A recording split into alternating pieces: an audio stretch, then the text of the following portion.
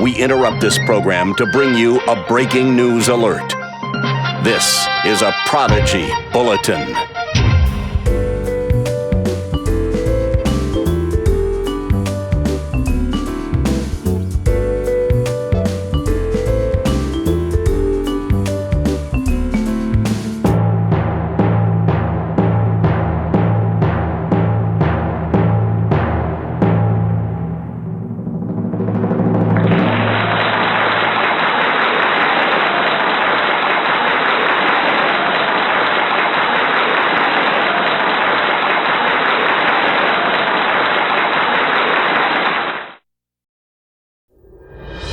Today on a very special edition of Prodigy Bowlers Tour, it's a first-of-its-kind competition for just the pint-size prodigies.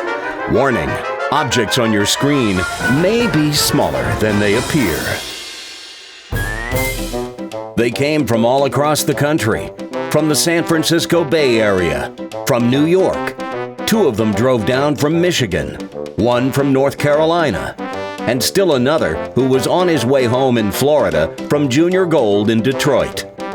And of course, we had some from the Atlanta area too, including one Prodigy regular that you're very familiar with, who also spent the week in Detroit at Junior Gold. But these kids won't be going to Six Flags while they're here, because if you must be this tall to ride this ride, most of them would be left out.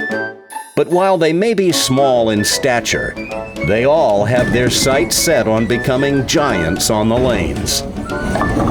Today, they get a chance to shine on our first ever Prodigy Bowlers Tour event for littles only. And it starts right now. Oh, welcome to Roswell. Celebrating junior bowling, elevating junior bowlers. This is Prodigy Bowlers Tour. Live on tape from Bowlero Roswell in Roswell, Georgia, just north of the ATL. This is Coach Randy, welcoming you to episode 102 of Prodigy Bowlers Tour, for littles only. You know, ever since Prodigy launched in the fall of 2016, I've been wanting to do an episode for just little kids, but we never seem to get enough of them together to do a show like this. But as soon as we announced this event a couple of months ago, I started hearing from parents all over the country who were interested in getting their kids involved. With so many traveling so far, I wanted to dream up a format that would enable everyone to make the show. So you're going to see something today unlike any format we've done before, as all 11 kids who went through qualifying are seated into one long stepladder. But all stepladder matches will consist of 5-frame games, except the championship match, which will be a full 10-frame game. With the coveted trophy pin having already been awarded in June at the Prodigy Tournament of Champions, I had a special trophy custom designed for this occasion. I give you the coveted Little Pin Trophy. And the player who wins today's championship match will get to call it their very own. So, with that as a prelude, let's meet the 11 kids who will be competing today for the coveted Little Pin Trophy. In the opening match today, and qualifying in the 11th spot, is Aubrey Nathanson of Canton, Georgia. This isn't Aubrey's first time bowling in a Prodigy event, but it's her first appearance on the show. She'll meet our number 10 qualifier, Josh Greenberg of Sandy Springs, Georgia. Josh bowls in our Roswell Junior Varsity League here at Bowlero Roswell, and you know him from his many appearances on Prodigy. The winner of that match will meet our number 9 qualifier, Samuel Anderson of Alpharetta, Georgia. Sam is another member of our Roswell Junior Varsity League. You've seen him a few times before on Prodigy in our League TOC and League Championship stepladders. The winner of that match will meet our number 8 qualifier, Graham Whitley of Oakland, California. Graham is 7, and his family is as responsible for this event taking place as anyone. His mom first inquired about bringing him to Bowl Prodigy several months ago when she told me they'd be in town in July, and that's what first got me to start trying to put this event together. The The winner of that match will climb the stepladder and face our number 7 qualifier, Trey Hoggard III of Rockwell, North Carolina, a little ways northeast of Charlotte. Trey is 9 and carries a 133 average. He's got his whole family here today rooting him on. The winner of that match will move on to face our number 6 qualifier and the littlest of the littles today, Kaden Geldof Hess of Algonac, Michigan, just outside Detroit. Kaden is 5. Well, he's 5 for now. He'll turn 6 on Monday. And by Friday, he'll probably be beating us all. He already averages in the 140s, has several 200 games to his credit, and has already gone viral with some of the videos his dad has put together of him making split after split after split. The winner of that match will advance to face our number 5 qualifier, Corvin Klein of Ionia, Michigan, which is between Grand Rapids and Lansing. When he's not bowling, this little guy is into monster trucks. He hopes to be a monster on the lanes today. The winner of that match will go on to face our 4th qualifier, Christopher Nathanson of Canton, Georgia. Christopher already has 1 win to his credit on Prodigy Bowlers Tour when he paired with Roswell varsity player Jesse Hamadi to win our best ball doubles event earlier this year. Christopher is the only lefty in the field, and his sister Aubrey is hoping to climb the stepladder to knock him off. The winner of that match will face our number 3 qualifier, Hunter Vincent of Kingston, New York. Hunter, or as some of the kids in the field came to call him today, H2, is 9 years old. He has a 125 average, but he way outperformed it in qualifying today. He's looking to keep that up in the stepladder finals. The winner of that match will move on to meet our number 2 qualifier, Cameron Morton of Jacksonville, Florida. Cameron bowled junior gold this week in Detroit and finished 181st. When he didn't make the cut, his dad asked him if he wanted to stay in Detroit and bowl the Survivor tournament, or if he'd rather head home and stop off in Roswell along the way and bowl Prodigy. And, well, here he is in 2nd place. The winner of that match will bowl for the championship today against our tournament leader, Hunter Moffitt of Roswell, Georgia. Hunter was also in Detroit all week, bowling junior gold. He finished 69th, just 105 pins over 16 games below the cut line, less than 1 mark per game.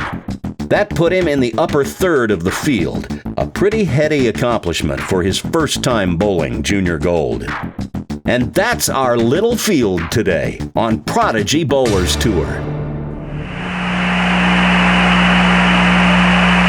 It's 1 small step for man, 1 giant leap for mankind. The day we taped the show was July 20th, 2019, the 50th anniversary of Neil Armstrong's historic walk on the moon. So to celebrate, I handed out moon pies to everyone as a little token of appreciation for their coming so far to bowl with us. What is today? Saturday, that's correct.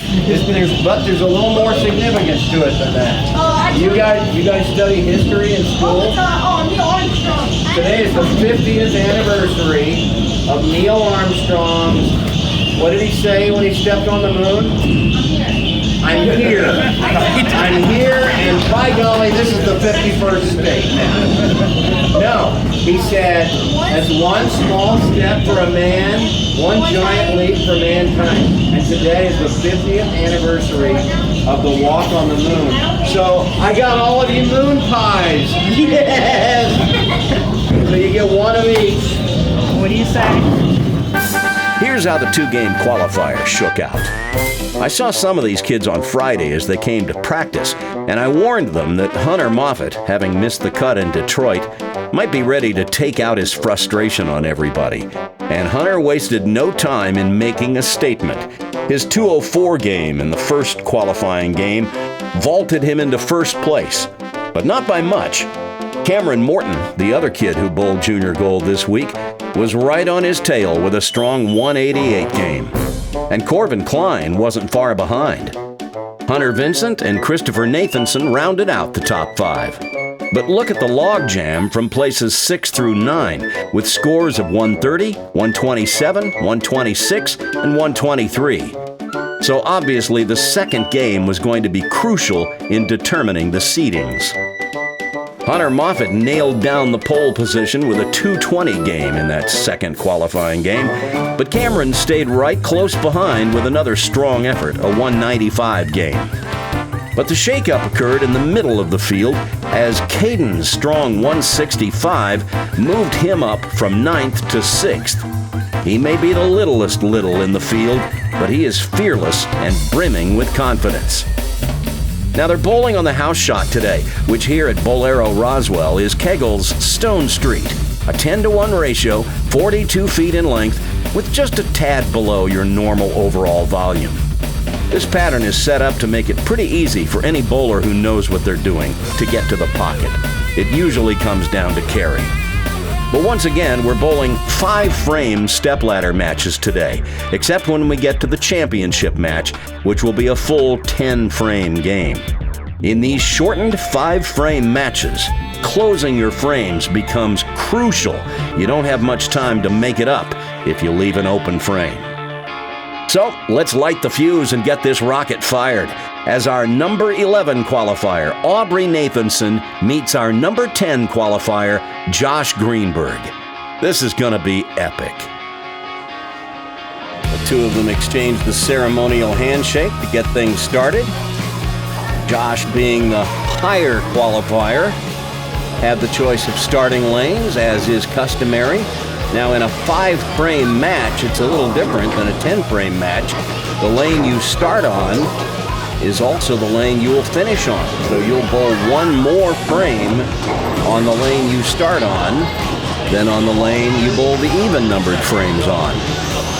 Well, here's Josh, set to go. He will open things up on lane 39.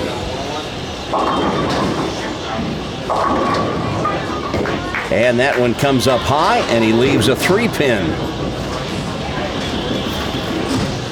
Josh just completed his first year of Youth League with us at Bowlero Roswell this past season. 120 average.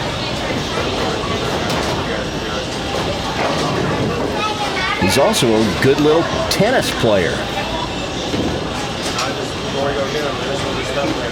Me? I was never much for tennis. I always figured there's something wrong with any activity wherein if you end up with love, you lose. But that's just me. Well, that one gets away from him and an open frame to start. Now with the littles, we expect to see some open frames. The thing we usually see with the young kids is they've still got some improvement to go, just covering spares. But in this format, with just 5 frames, you really can't afford open frames.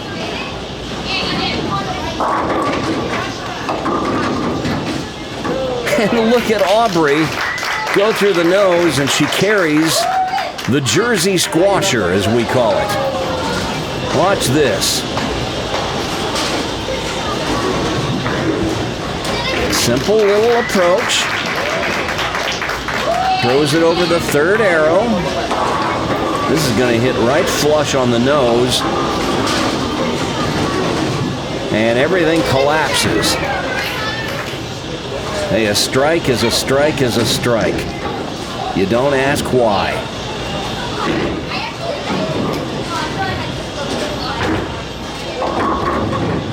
She puts that one in the pocket, just a little high. Leaves the 4-pin. So Aubrey off to a fast start. She and her brother Christopher came over and just watched us film Prodigy one time back in the spring, and then a couple of weeks later they came back and bowled with us.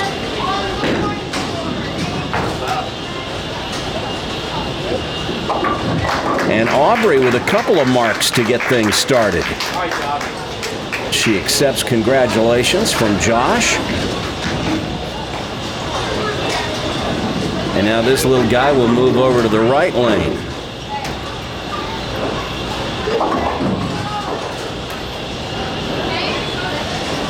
He'll wipe down his ball, get the oil off of it.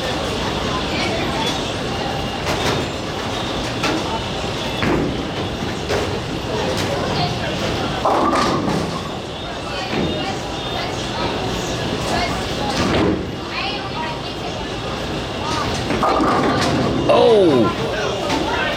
Well, I think that surprised him too.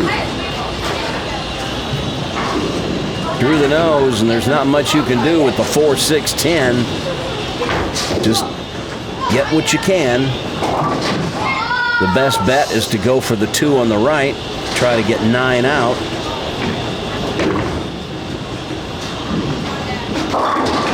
Well, it started out to the right, but it ended up over on the left side. He gets 8 out. Chances are he would have had an open frame either way. And some of these young kids, this is all new to them. Aubrey will have to help her know when she's up and where she's up. But Josh is going to move over to the left lane as Bolin Nolan, who's on hand today, he's helping to brief Aubrey on how it works.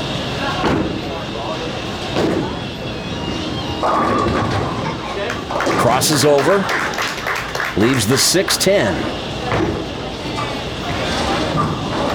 Well, when your opponent gets off to a quick start with a strike and a spare, you don't want to be looking at 2 open frames to start, and you sure don't want a third one.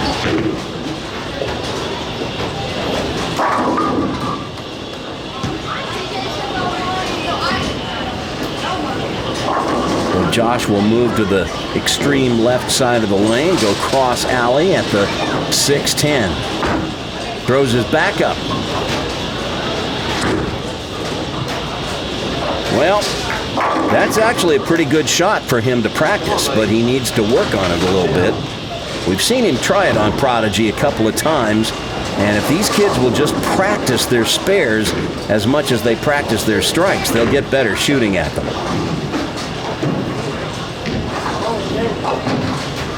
Now, Aubrey picks off just 1 pin working on a spare, so she's going to lose 9 pins in count here. And that'll keep this match from getting out of hand. Now she's got a tricky spare.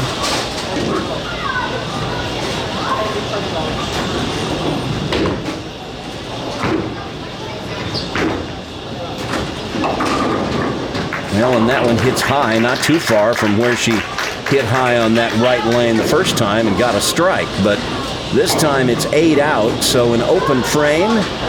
And Aubrey's lead is 14.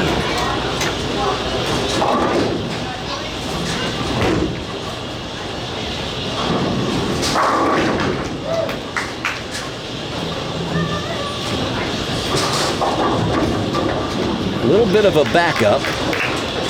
That ball drifts right, and she leaves the 1-2-7. Here's how you want to make it. Put the ball on the left side of the head pin, and the ball will deflect over and get the 2 and the 7.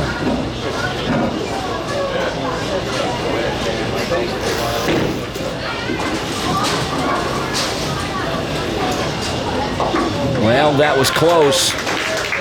It just didn't back up quite enough. So Aubrey with an open frame in the 4th. Now just 3 pins separate these 2.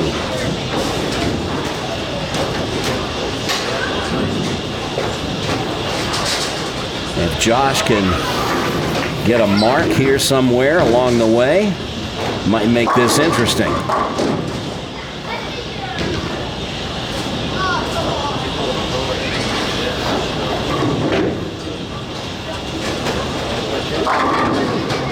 Well, that's a good one right there.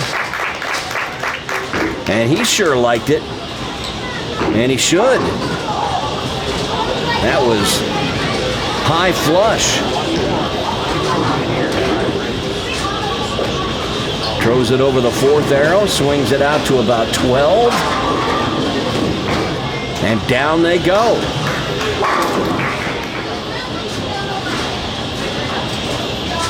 Now if he can get another strike here in the 5th, he'll take the lead. We treat the 5th the same as we would treat the 10th frame. You get a strike, you get 2 more throws. Make a spare, you get 1 more throw.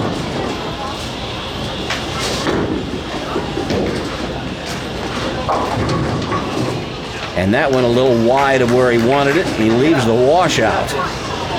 That's not what he wanted.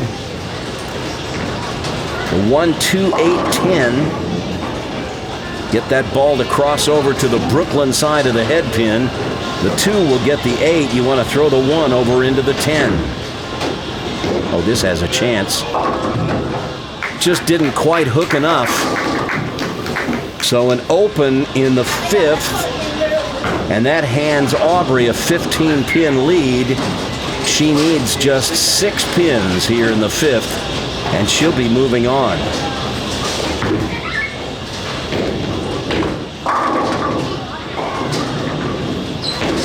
How about it? And that is the winning toss right there. 8'll do it, and Josh congratulates her, being the gentleman that he is.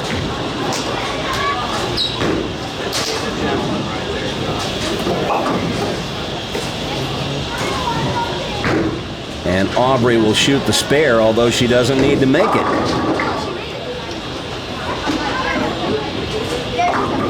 But she makes it anyway.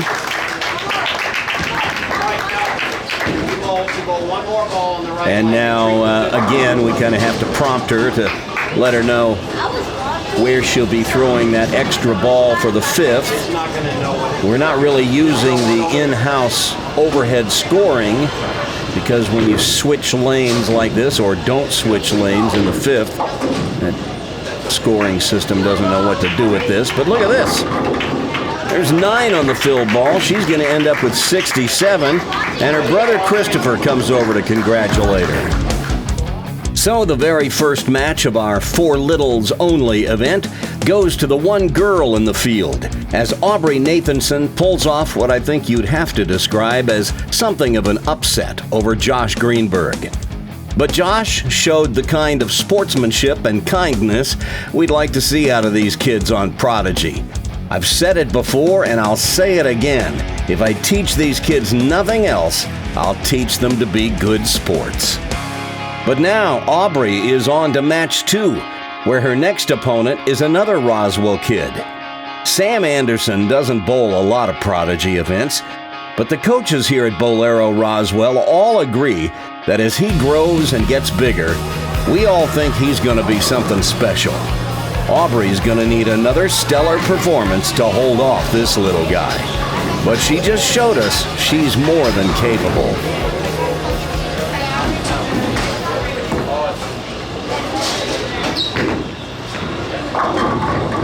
Well, Samuel is more than capable as well. And look at this little guy. He's 8 years old. Lists Jason Belmonte as his favorite bowler. And his favorite thing about bowling is you can hook the ball. And he hooked that one right into the swish zone and blew out the 5. Now Aubrey up on the right.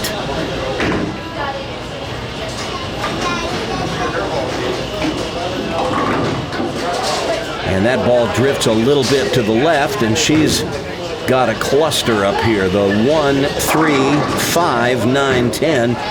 You shoot it like a strike. Put it in the 1-3 pocket. I handed out questionnaires to these kids, and something that Aubrey said, one of the things that she wants the whole world to know is to always be kind. How do you like that? A good sentiment for everyone. Aubrey will now move over to the left lane. Samuel, also relatively new to this format. So he watches with interest. As Aubrey finds the Brooklyn pocket and leaves a couple, the 6-10 remain.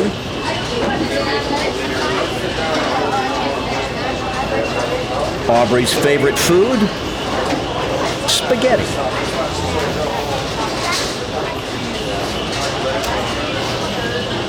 When she orders it, I wonder if she orders Paschetti. That's what I always do when I order it. People look at me like, what's wrong with you? Well, that one just sails a little left of where she intended it. So back-to-back opens, and Samuel with a big lead early, working on a strike.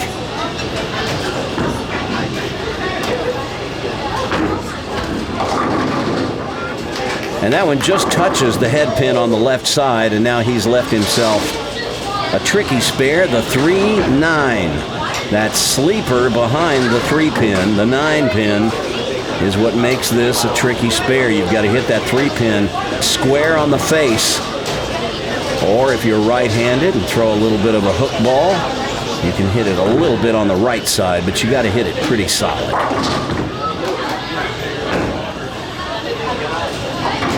And if you hit it on the left side like that, you send the 3 around the 9, and that's why you've got to hit it square on the face. So an open frame, but Samuel still with a 15-pin lead.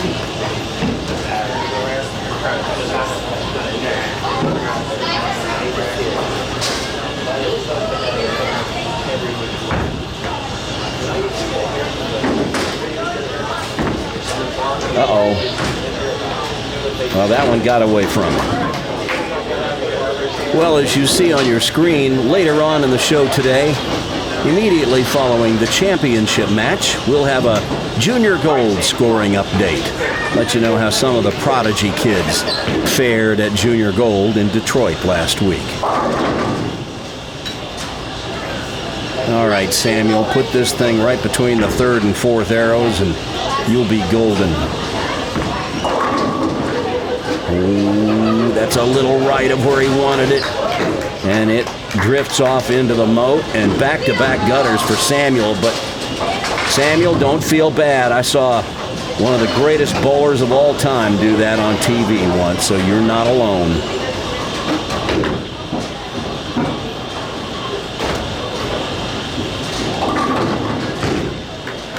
Well, once again, the 1, 3, 5, 9, 10. Aubrey missed this on the left last time. Let's see if she can do a little better. Again, you want to put the ball in the 1-3 pocket. This is made more difficult by the fact that she throws such a light ball, but it can be done.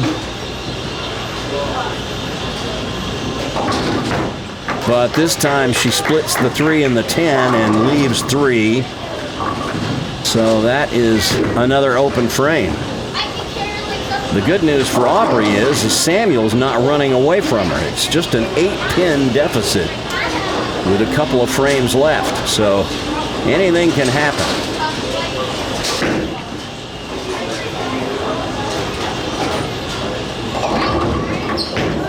There you go. There's 8 of them. And a very makeable spare. She leaves the 1-2.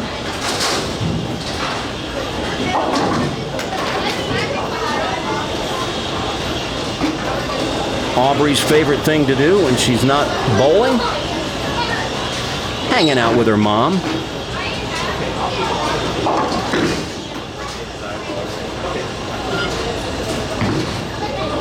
Well, this one is going to miss on the left.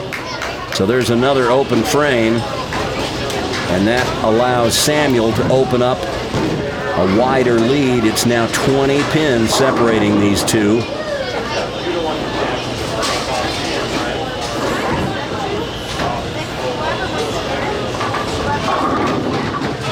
That's a pretty good hit right there, Brooklyn, but that could have struck. But instead, the 10-pin remains.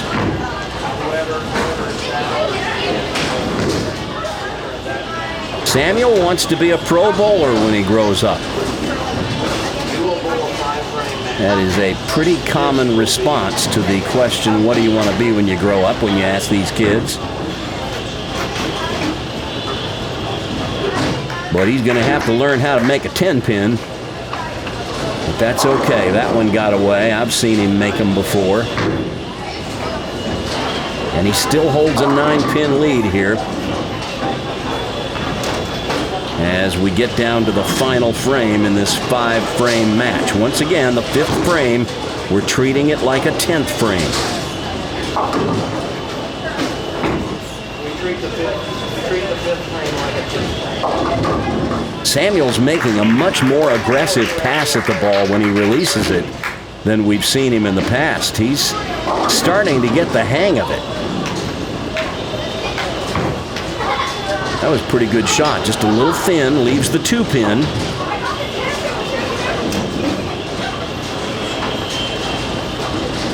Now, he can't shut out Aubrey, but he can make it pretty difficult for her.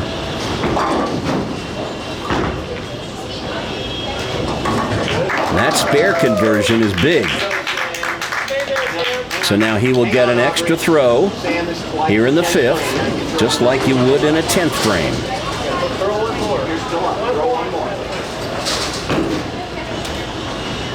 He has a possible 57. The best Aubrey can do is 58 if she throws 3 strikes in the 5th.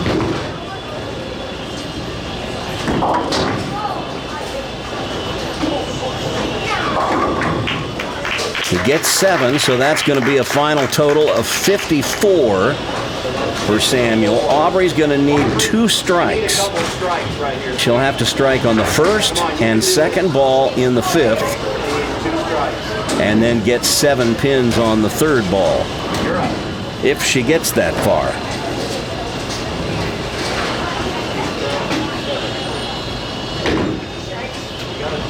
That's going to need to back up. It's going to be a 3 count, and that means that Samuel has won match 2. And he will be moving on.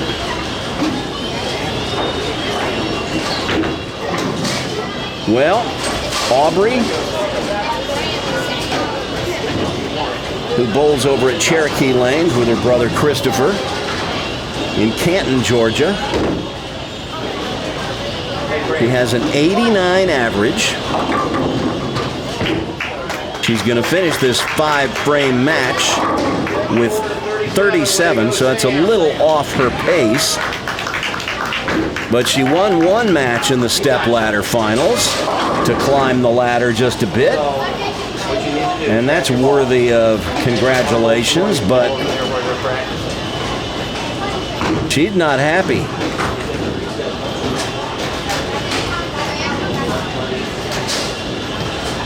And now I think we are getting our first episode of some waterworks. Bless her heart. She doesn't like losing. Well, nobody does. But she will have many more chances in the future. And I know her mom and dad are proud of her. We're all proud of her.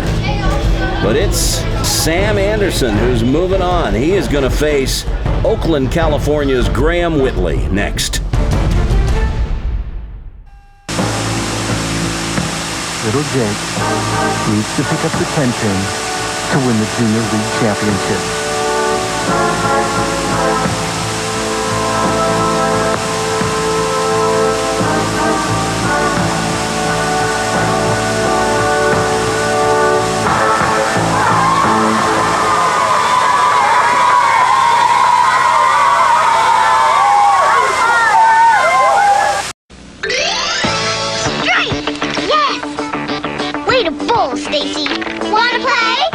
No way. Go for a strike! Yes! Gotta go. See you, Dave! Finally! Cool. Bowling party, Stacy, let's go! Slam it, Stacy! Whoa! Strike! We're good! Back me up, Janet! Yeah! He's good. Of course, we taught him. Yes! Bowling party, Stacy, and friend dolls each come with inflatable lane and all this stuff, each sold separately. Is bowling a fun sport? No, unless, of course, one's got the goal to play it. And smart bowlers get their go with Cheerios. Tasty, toasty O's of oats. The grain with the most protein and vitamin B1. More than corn. More than rice. More than wheat. Cheerios help muscles grow, grow, grow. Gives you go, go, go. So, as you prepare to throw, remember, big G, little O. Go, go, go with Cheerios. But watch where you're going.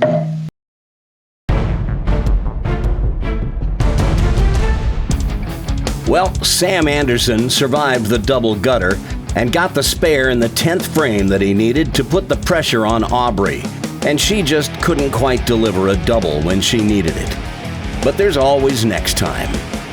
As for our next match, it's Samuel who's moving on to match 3, where he'll meet the young fellow who traveled the farthest to be with us today. Graham Whitley came all the way from Oakland, California. Both of these two young fellas say they want to be professional bowlers someday, and there's no time like the present to put their skills to the test.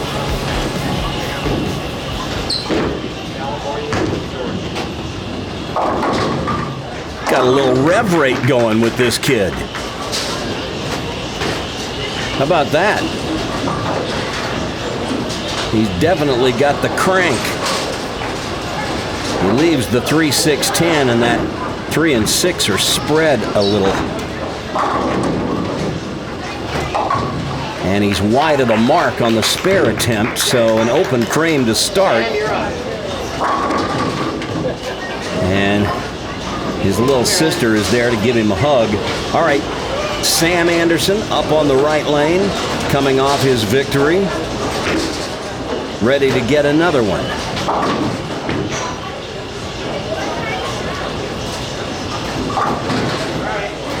Little pull that time. And he clips 3 off the left side of the rack, so now he's got his hands full for his spare attempt.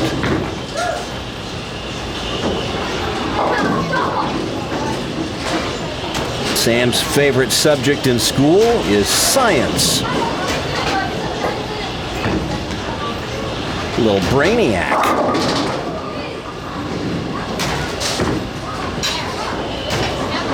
He's got to get up. 8 out, so an open frame. But the good news for Sam is he's just 1 pin behind. Now, wait a minute here. Graham, you're not up. Oh, my goodness. Well, these kids are just learning how this match play format works, and Graham was not up. We'll let him keep the strike. Here, we'll take another look at it. Watch this one. Look at this rev rate that this kid has. He's 7. He gets more revs on the ball than I do. But he should have stayed in his seat. Sam was up to bowl his second frame on the left, so we'll have to make a little adjustment here to get this back where it should be.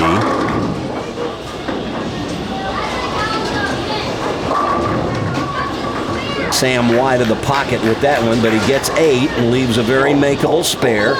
The 1-2. He's also following in Josh's footsteps, going with the goggles. Josh being a little fashionista, setting the trend. Samuel following in his footsteps. Hook ball. A little wide, so 8 out. Another open frame for Samuel. All right, now Graham, ordinarily he'd start his turn on the right lane, but since he already bowled that frame and got the strike, he'll bowl 1 frame on the left, and then he'll sit down and we'll be back to where we should be. Oh, well, a little wide that time. And now he's got a problem. The 1-2-4-6-10, the super washout. You can make it on the left side of the head pin like this.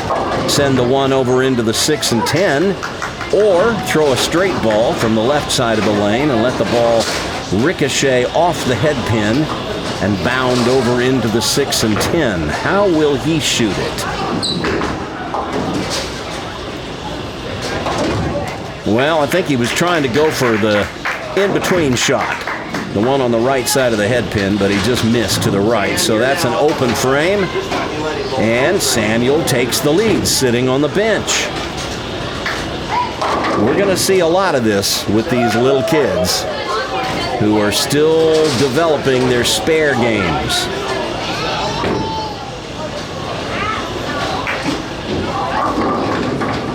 Now that's a pretty good shot right there.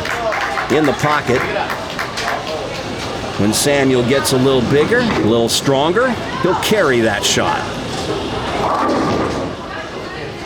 But as it is, he has the 7 pin.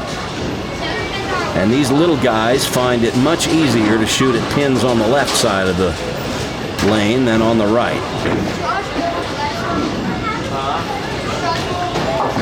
And he takes care of that 7 pin like it's nothing. And with that spare, he maintains his 3-pin lead.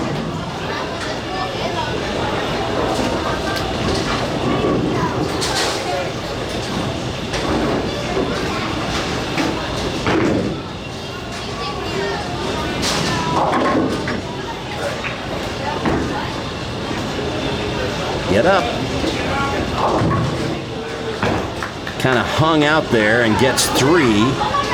An unusual way of getting 3. He clips out the 6, 8, 10 off the rack. The 9 pin stays up, but wouldn't really change the way you'd shoot it.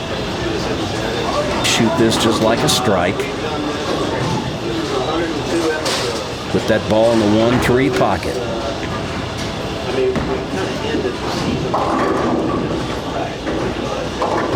But he doesn't give that one enough room to the right, so that's another open frame. And that's a tough one. 5 out, so Graham with a big lead.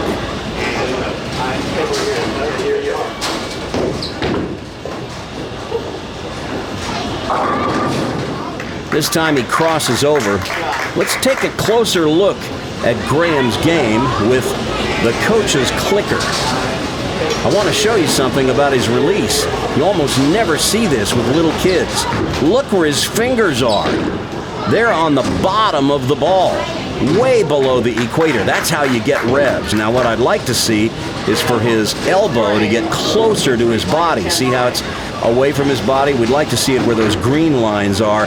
That would get his hand on the inside of the ball instead of the outside. But he'll figure that one out as he gets older. Honestly, that's why I think two-handed is a much better way of bowling than one-handed. Those little guys, they can't get their fingers under the ball like that. It takes a certain amount of strength that they just don't have at that age and at that size. But when you're two-handing it, like Graham is doing, you can get your fingers down below the equator. And that's where the power is. Look at those revs. Tell you what, he got some crank. Call this kid Graham Cranker Crunch.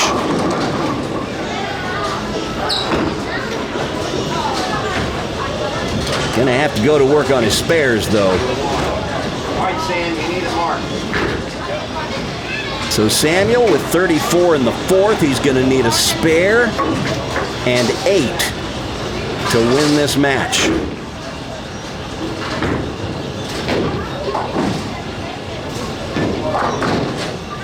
But he starts with a 3 count, and now he's got his work cut out for him.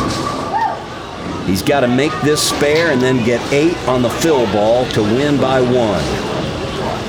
But first things first, he's got to make this spare.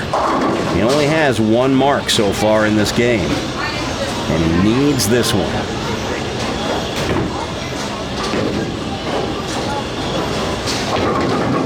Oh, and it's a little wide. That is 9 out, and it's Graham who'll be moving on to the next match. As a coach, I talk about spares a lot with kids, but you just can't stress them enough. Here was another example of how a couple of spares here and there could easily have swung that match in either direction. And in the 10th frame, it came down to Sam needing a spare, and he just couldn't come up with one when he needed it. So it's Graham Whitley who's moving on to match 4, where he'll face Trey Hoggard III from Roswell, North Carolina. Trey's dad told me that Trey is dealing with some nervousness today and asked if I had any advice. The best advice for dealing with nerves is just to put yourself in these pressure situations again and again until you get over your nervousness. That's part of what Prodigy is designed to help kids do. Everyone gets butterflies, that's normal, and it's a good thing. It means you care about what happens. But here on Prodigy today, what Trey needs to realize is that we're all friends here, and everyone is wishing him well. Everyone, that is, except maybe Graham.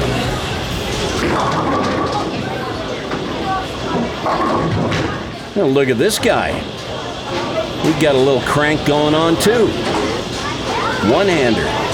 I like this kid's game. He leaves the 4-7-10 in the opening frame. That's not what he had in mind.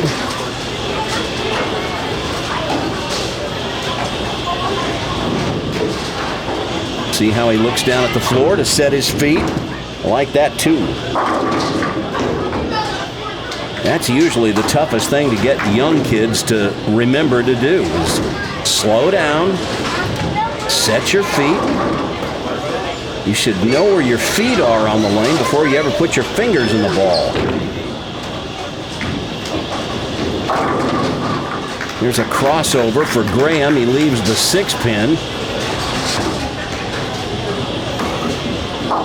This guy looks like he's in a little bit of a hurry.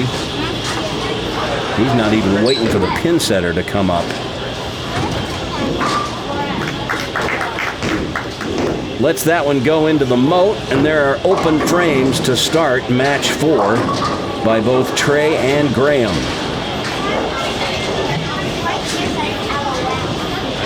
Well, Graham's favorite sport when he's not bowling? Basketball. He's a fan of those Golden State Warriors out in his neck of the woods. Leaves the 6-10. He doesn't even look down at the floor to set his feet. And that time, the spare attempt goes wide. Leaves the 6 standing. And Trey is up ready to go.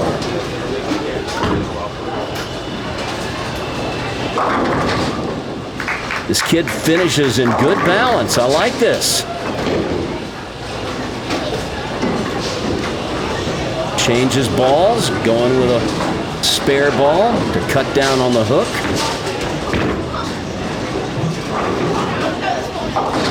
And converts the 4-7.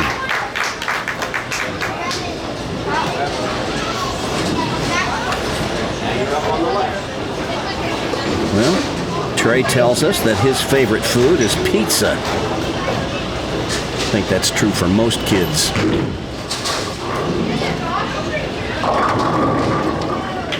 A little thin that time, leaves the 2.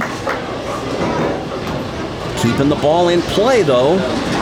Other than that first ball in the first frame that went high and left a split, he's leaving himself manageable spares.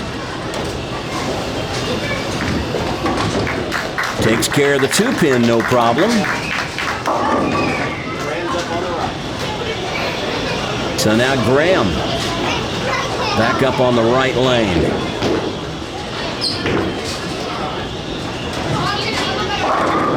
Wow. There's that Graham cranker crunch right there. Can't throw it much better. Would have liked to have seen him finish in a little better balance as he spins out. But watch this ball drive through the pins. 10 back.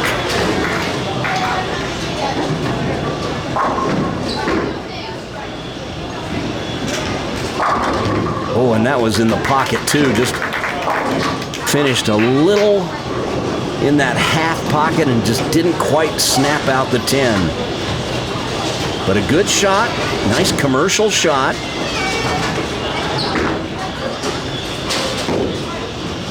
But see, the one thing these young kids need to do is practice their spares. If these kids, when they go to the bowling alley, instead of just bowling game after game after game, if they'll actually practice shooting 10 pins and 7 pins, they'll get better at making them. And that is the fastest way I know of to raise your scores. For every open frame you can turn to a spare, you add 11 pins to your score. Whoops. He even gets that plastic ball to hook. How about that? Well, and the other thing these kids can learn to do is to figure out how to come straight up the back of the ball. Don't get around it so much, especially on spares. Oh man, he almost had a stone 7-9 that time, but instead he leaves the 7. He won't be able to shut out Graham, but a spare here would be big. There it is. So now if he fills it up and strikes on the fill, he'll shoot 70. And Graham will need 2 strikes in the 5th frame.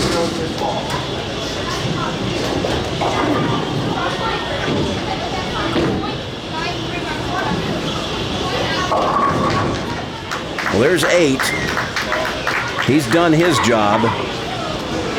Graham is going to need 2 strikes and 3 pins. Must strike. Not to be. And it's Trey who will be moving on to the next match. And as soon as Graham let that one go, he knew it was wide left. Yep. He just needs to learn to set his feet. Before he ever puts his fingers in the ball, he should look down at the approach and see which board he's standing on the lane. And he needs to know exactly where to stand. But it's going to be Trey Hoggard III who's moving on to meet the littlest little, Kaden Geldof Hess, next. Now, bring the spirit of Prodigy Bowlers Tour to your bowling center with Prodigy Bowlers Tour t-shirts and sportswear, including collared shirts with the Prodigy logo printed on the back to show that you support junior bowling. Check out the entire assortment of Prodigy t-shirts in the Brownswick store. Visit prodigybowlerstour.com to see the selection. See the ash gray Celebrating Junior Bowling, Elevating Junior Bowlers t-shirt, or the Who Will Win the Coveted Trophy Pin t-shirt. Or maybe you'd want the one that says, I've come to get my bowl on, right on the front of the shirt, or simply, Bowl Me. There's a t-shirt that says, Bowling. You probably don't get it because it's mainly for smart people.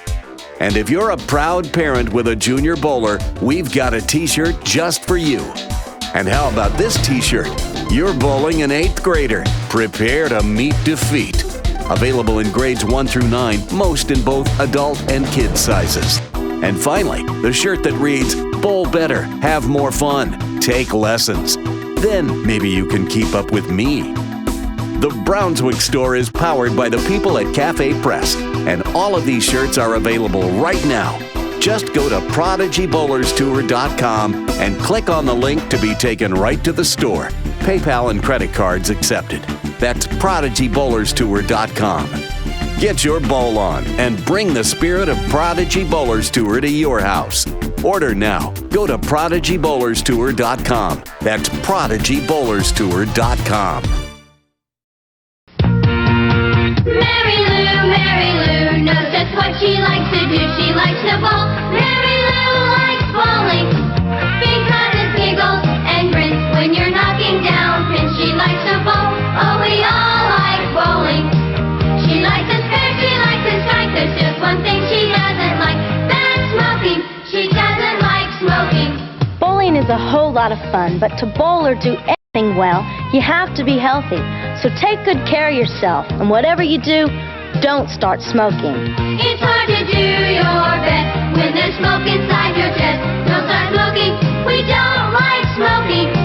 You're gonna feel alright, just refuse that light. Don't start smoking, we don't like smoking. So let's go bowl with Mary Lou, 'cause it's what we like to do. We like to bowl, and we don't like smoking. Brought to you by the American Heart Association.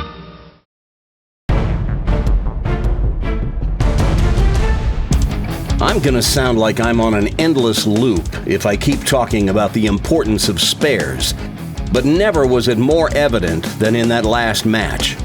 Graham got 1 strike, but no spares.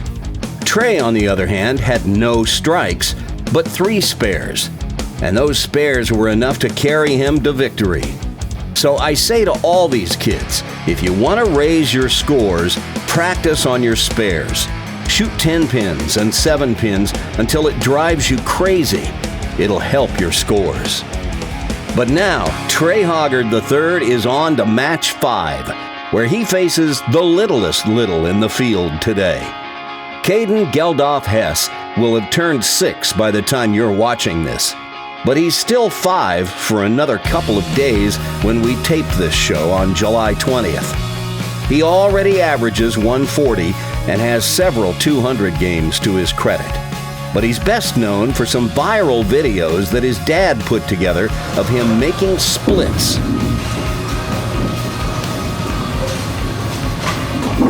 Oh yeah! That was a good shot.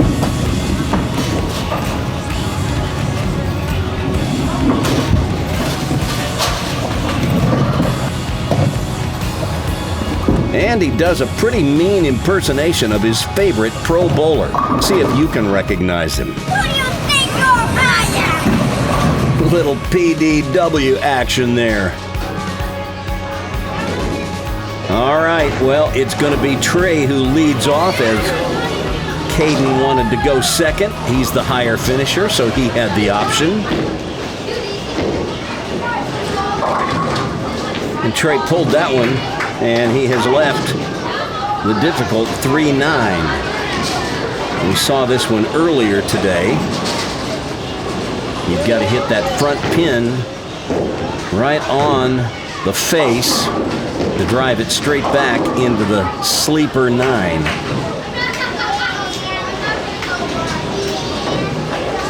He's going to go with that plastic ball.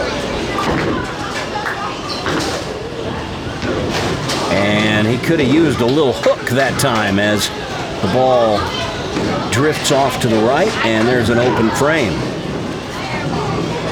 And now here's little Kaden, 5 years old for another couple of days.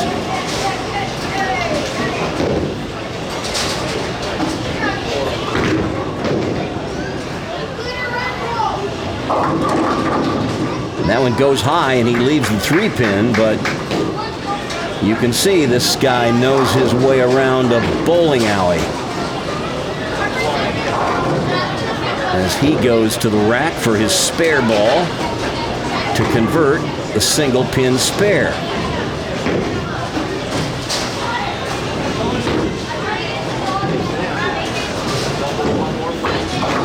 Not a problem. Well, Kaden already has a 209 to his credit and several other 200 games, according to his dad. And he's nearly shot 600. He has a 580 to his credit. Are you kidding me? At that age, I'm not sure I knew how to tie my shoes.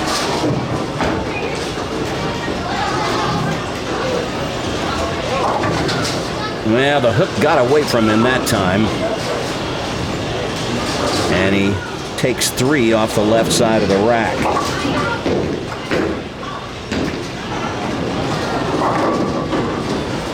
He's going to go with that spare ball again.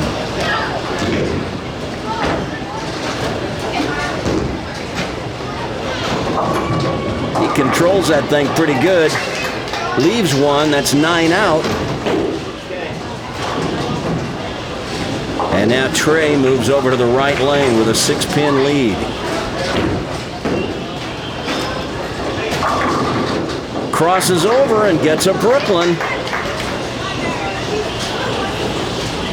This kid hits the line in pretty good balance every time. That's what I'm seeing. Watch this. Simple 4-step approach. Not much to go wrong here.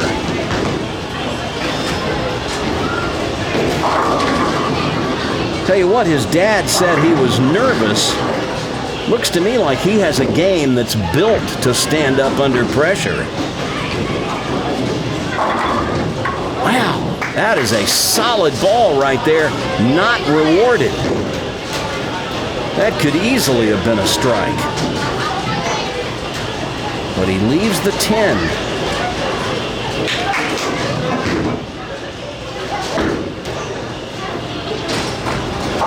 And there's someone who can make a spare as he takes care of the corner pin. All right. Kaden will move over to the right lane. Well, his favorite TV show? PBA bowling. I think that's probably about all he'd want to watch. Uh-oh, look out. Ah, that one got away from him. Looked like it just slipped off his hand. Sometimes the ball slips off, or you get your elbow out away from your body, the ball is to the left of your hand, and it just goes left immediately. But now his dad suggesting he go with this ball for the spare this time, instead of the plastic ball. Pretty good advice. That ball turned right into the pocket like you'd want, but he's not rewarded and leaves a stone 7 on the spare attempt. And I'd say he was robbed.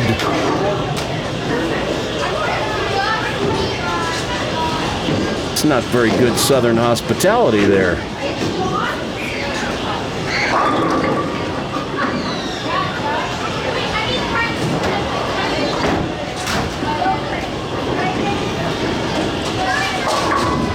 And that one breaks just fractionally too much.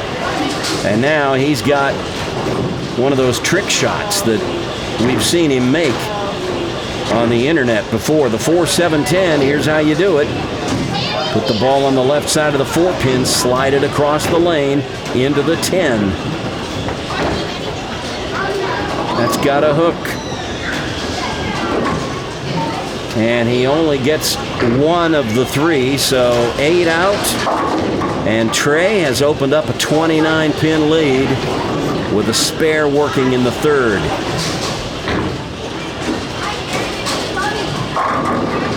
And he steamrolls them in the 4th. So I don't know about all this talk about being nervous. I think he may be playing possum a little bit. That's a solid strike if I've ever seen one.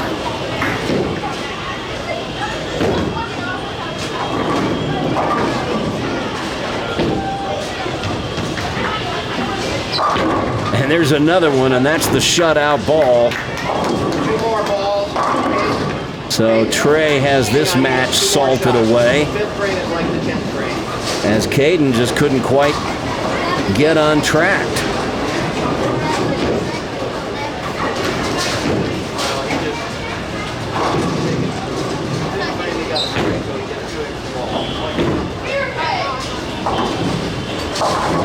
Pulled that one through the nose, a 7 count. It doesn't matter. He's already got this match won.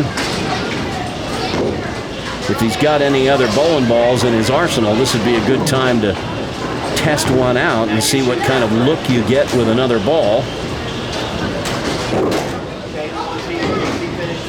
But I think he's just going to go with his spare ball and go to convert the spare. And he leaves one standing, and that's okay. He's going to finish with 94. That's the high game we've seen so far today.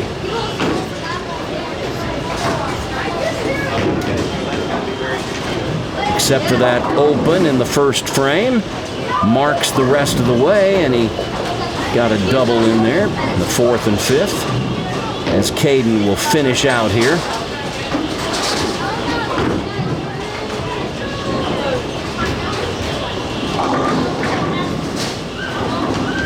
Oh my goodness. I don't know if that was helpful or hurtful, but he's got a split to shoot. A 5-10.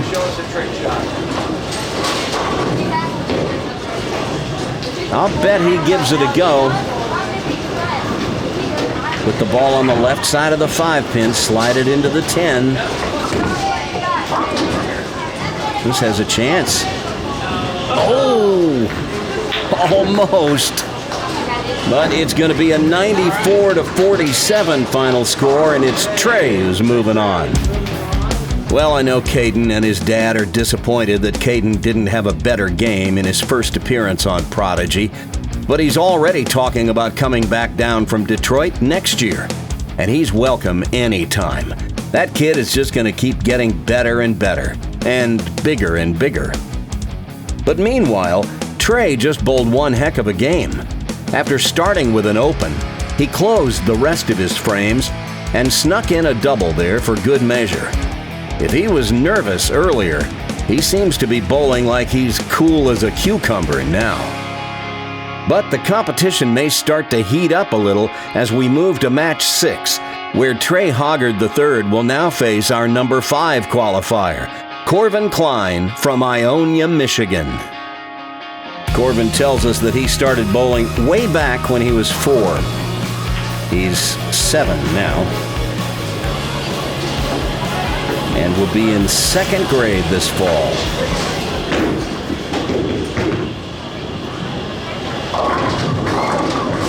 Pretty good shot there, just a little thin, leaves the 2-4-5.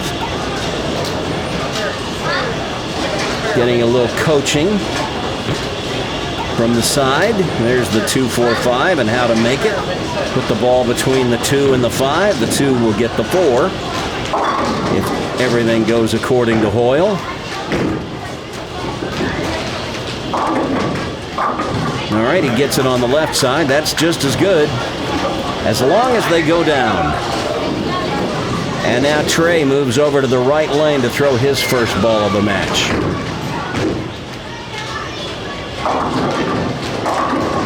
This one drifts high, and now he's got a split. The 3-10 baby split. Here's how you make it. Put the ball on the right side of the 3, let it bounce over into the 10. You'll have more success if you throw from the left side of the lane. The farther right you move, the wider the gap between the pins. Whoops. Well, that one got away. Throw an open frame to start. You never like to see that. So Trey will move over to lane 39.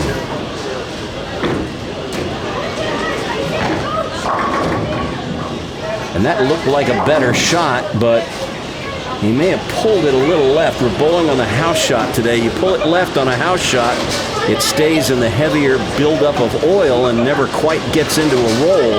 Here's how you make the 5-7. See if he can do it. Nope. Too much of the 5-pin. So back-to-back opens to begin, and that gives Corvin a big head start.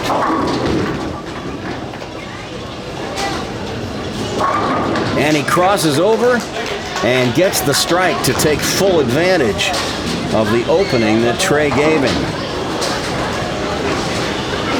Watch this one again. You'd like to see that ball in the 1-3 pocket. He sent it out all the way to about the 7th board, but it hooked to the Brooklyn side. Hey, it's not how, it's how many.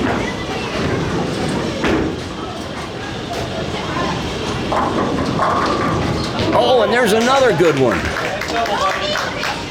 And he gets the love tap on the 10, and there's a double. That increases his lead to 33 pins. Watch this. The 6 pin, the second one from the right, will go around the 10, but before it exits, the top of the 6 pin is going to nudge out the 10. Look at that. That's big.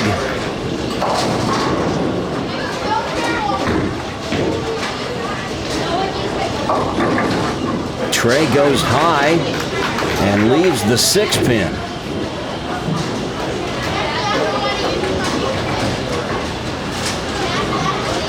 Tell you what, these 5-frame matches, they go by fast. And if you have open frames, it's tough to come back. Oh, and that's 3 opens in a row for Trey. He's really got his back to the wall now. He can still shoot 86 if he strikes out.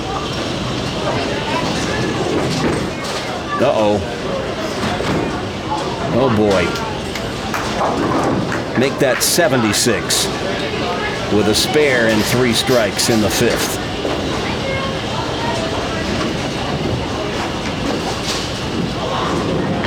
Now's when the nerves kick in. That's a pretty good shot there, but it results in a open frame, 8 out, and Corvin's just about got this one wrapped up. He just needs a few pins.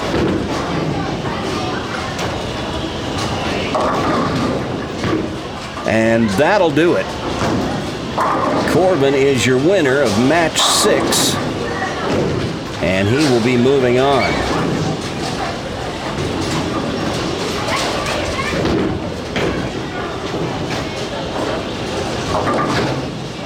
Tell you what, I've been pretty impressed with the talent on these littles today. Every one of them has a good foundation upon which to build their game and just get better and better.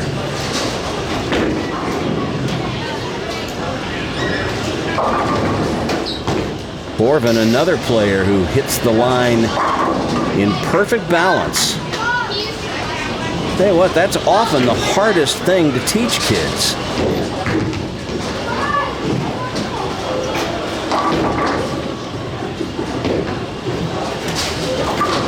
Well, he hooks by the 2-4-5 for an open frame, but it doesn't matter. Trey can't catch him. Trey will go through the motions of finishing out his game. And he does it in style with a solid strike.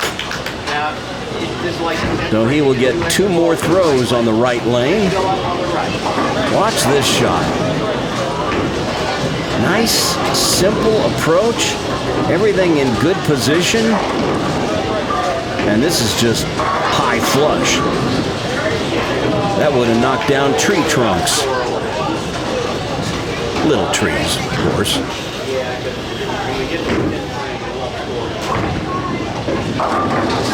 Almost got another one. A little high, leaves the 4. So with a conversion, he'll finish with 54. Not what he wanted, but he won a couple of matches. Held position in the step ladder. And hopefully he had a good time in the process. But it is Corvin Klein who's going to move on, and he will face one of our locals, Christopher Nathanson, the left-hander, when we return. Hey, while we're handing out thank yous at the end of this Prodigy Bowlers Tour season, one thank you I absolutely don't want to forget is the one that goes out to you, our viewers, and especially to you, our Prodigy patrons. All this season, I've been telling you about a new way you can help support the work that goes into the creative effort to produce the show each week.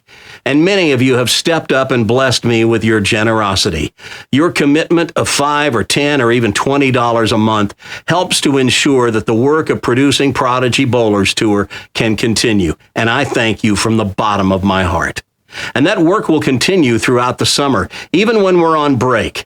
I'll be getting things in order for Season 4 to begin when our league season returns. And I imagine I'll have some surprises to spring on you when that Season 4 does arrive. I'm also looking at a refinement of the tier structure for our Prodigy patrons to ensure that you are getting the best bang for your buck. So stay tuned for more news on that front when Season 4 begins. So thank you very much for supporting Prodigy as a Prodigy patron and by helping us grow the channel by sharing our videos and telling your friends about Prodigy Bowlers Tour. And I hope you'll be with us again when Season 4 starts up this fall. Well, that's it, everybody. Mark 125 for the final man on the Hot Shots team. The Tigers need a big spare to win. It's all up to this battler, Timmy Cole, right now. Here's Cole up at the skittleboard, lining up, and... No! A tough break! Now Timmy has that pesky 3-5-7 combination to pick up the spare. Will he play it safe? No, he's going for all three. We'll be back after a closer look at Skittlebowl. Skittlebowl is made by Aurora. It's a game of skill that any number can play. Children tend to be remarkably good at it when they can get it away from their parents. Skittlebowl by Aurora. Now back to the action. Cole with his final shot, and he's done it! He has done it! The Tigers win the championship! Skittlebowl, the next best thing to having a bowling alley in your home.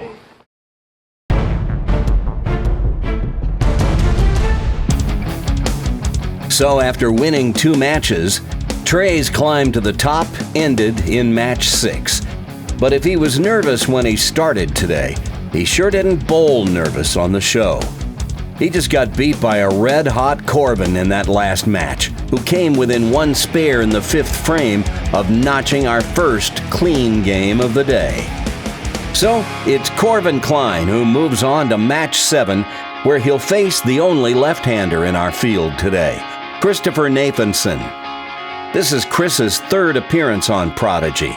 He won his first time on the show when he and Jesse Hamadi paired up on our best ball doubles event. But he's still looking for his first singles win on Prodigy Bowlers Tour.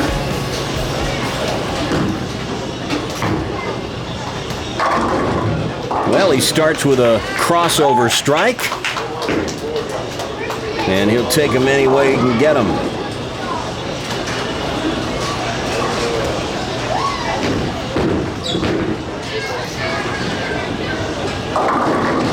And Corvin goes to the nose, and he gets a strike as well. And he gives it 2 thumbs up. Watch this. Gotta have a little luck in this game. He got it here. They all fall backwards. Watch his reaction to it.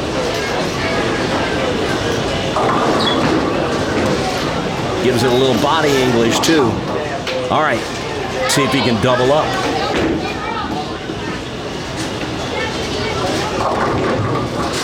Well, he tried to. That ball kind of stopped climbing just before it got to the pins. Hits light, leaves the very choppable 4-8. Not a commonly left spare. But he handles it easily. That's a great shot. So a strike and a spare to start. And now Christopher moves over to lane 40.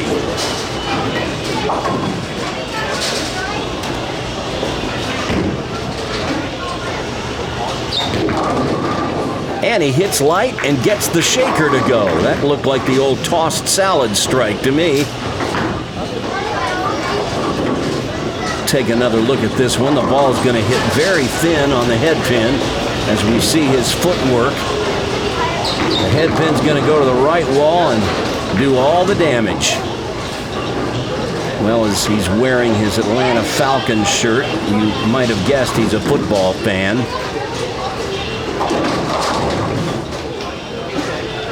Comes in a little thin that time, leaves the 3-5-6. The left-hander's version of the 2-4-5.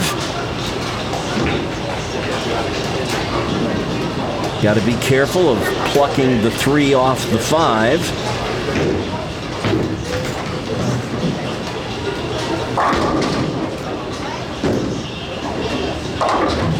when he very nearly did, but he gets them all to go. So there's a double and a spare to start for Christopher. And now Corvin moves back to the right lane.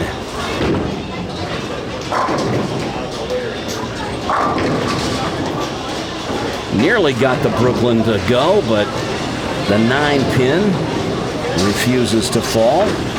These two with a little age difference. Christopher will be entering 6th grade this fall. Corvin, the 2nd grade. Oh, and that one hooks by the 9.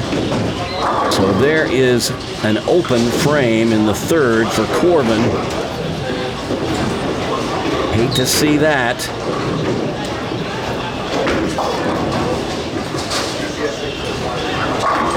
Oh, but he comes right back and stuffs one. That's the way you come off of an open frame. He looks determined. Watch this. Over about 18 at the arrows, out to about 5 at the break point, and 10 in the pit.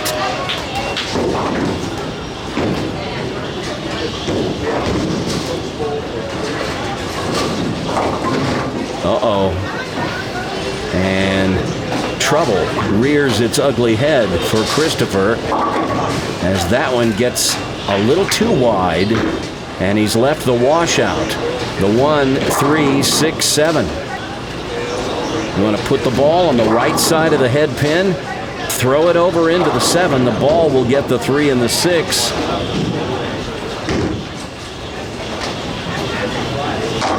Oh, that was pretty close. Gave it a good go, but now his lead shrinks to just 4 pins heading into the 5th frame, and Corvin has a strike working. Which means Christopher cannot shut Corvin out, no matter what he does.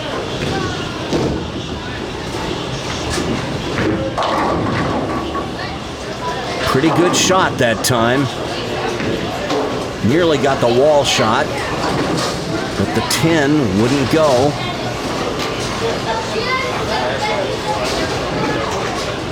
So the best he can do is 92 with a conversion and a strike. Corvin can still shoot 108.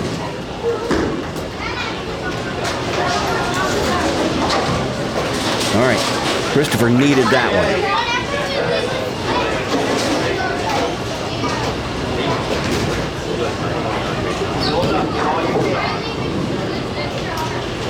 He needs 7 pins to force Corvin to get the first strike in the 5th.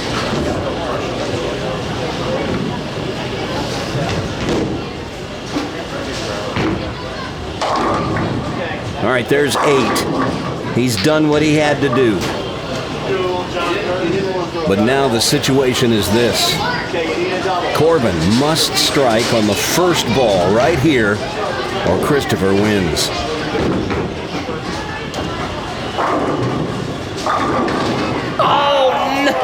Oh!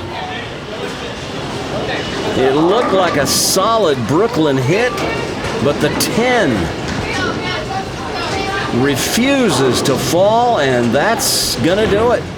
He'll throw his back up at the 10 pin just to show us that he's got that shot in his arsenal. But it's Christopher who's moving on to match 8. I'd say Corvin Klein acquitted himself quite nicely today. He won a match, and then he gave himself a chance to win another. He needed a strike in the final frame to advance, and a solid Brooklyn looked like it could have struck, but the 10 pin stubbornly refused to go. So he'll have to be satisfied with a 5th place finish.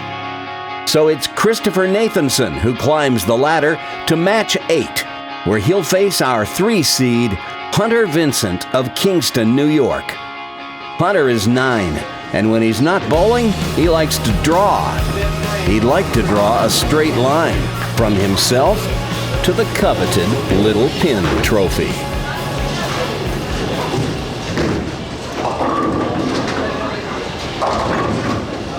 Whoops. A little wide of the mark that time for Christopher. And now he's got trouble visiting him in the very first frame in the form of the washout. The 1-3-7-9. Put the ball on the Brooklyn side of the head pin. Throw that 1 pin over into the 7. The 3 and 9 will take care of themselves. Oh, and he does the same thing the last time he had the washout. This gets a little too much of the head pin. A pretty good try, though. But that's 9 out. This should be a pretty good match. These two, their averages are just about the same.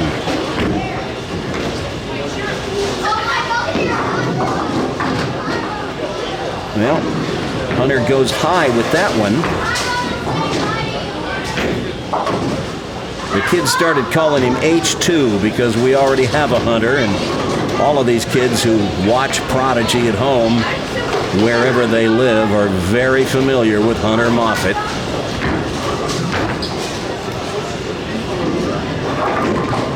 There's a spare as he converts the 3-6-10. Now you're up on the left.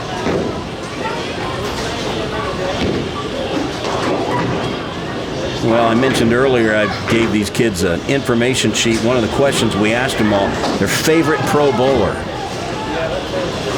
Except for Kaden, whose favorite is Pete Weber. The rest of them all said Jason Belmonte. Are you surprised? I'm not.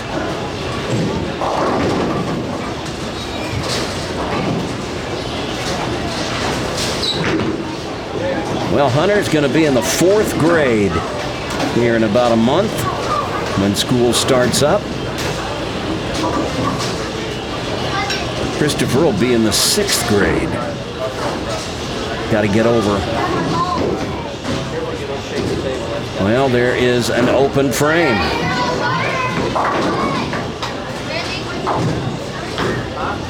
Hunter's average, 125. Christopher's league average, 119.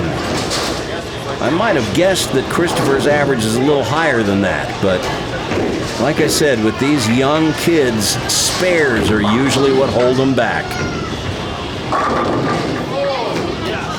Christopher's got a devastating strike ball when he plants one in the pocket like that. But spares, a little more dicey for these young ones. Can't throw it much better than that.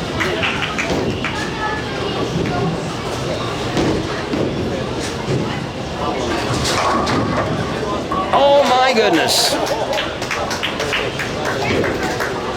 Well, I'd rather be lucky than good. He's both. Watch this. He pulled it right of his target, and this thing just barely ticked the head pin on the right side. It goes to the wall, knocks the 4 pin into the 2. Watch it again. Watch his reaction.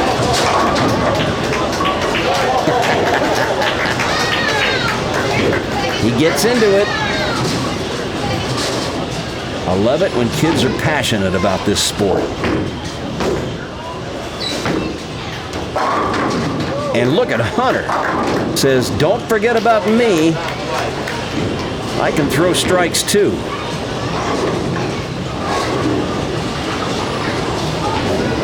Watch this one again. He falls off balance to the right a little bit. But that one was labeled.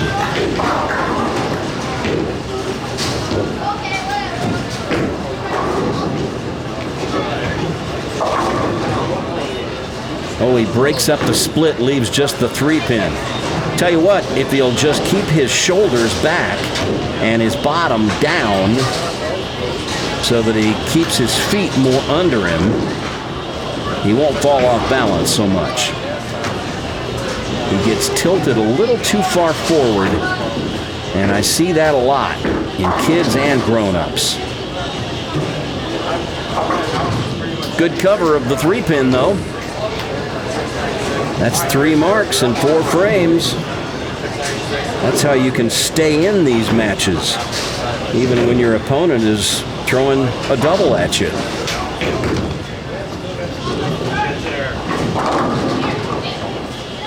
And Christopher's string of strikes stops after 2, and he leaves a tricky spare, the 2-4-7. If Christopher has a problem shooting spares, it's left side spares. He doesn't have a straight ball shot in his arsenal yet. And as a result, he does that a lot. But if he will learn to throw a shot coming right up the back of the ball, where he doesn't get so much axis rotation, so he can get a reliable straight ball, he'll start making those left side spares. Oh my goodness gracious. We've seen some stone solid shots that were not rewarded today. Christopher leaves a stone 10. Now he needs to make this to force Hunter to show up in the 5th.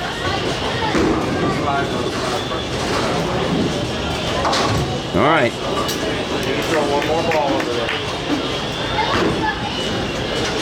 Now I got to tell you, Christopher in his warm-up balls before his first match, they get 2 warm-up balls on each lane. He threw 3 out of his 4 practice balls in the gutter. He doesn't need to do that here.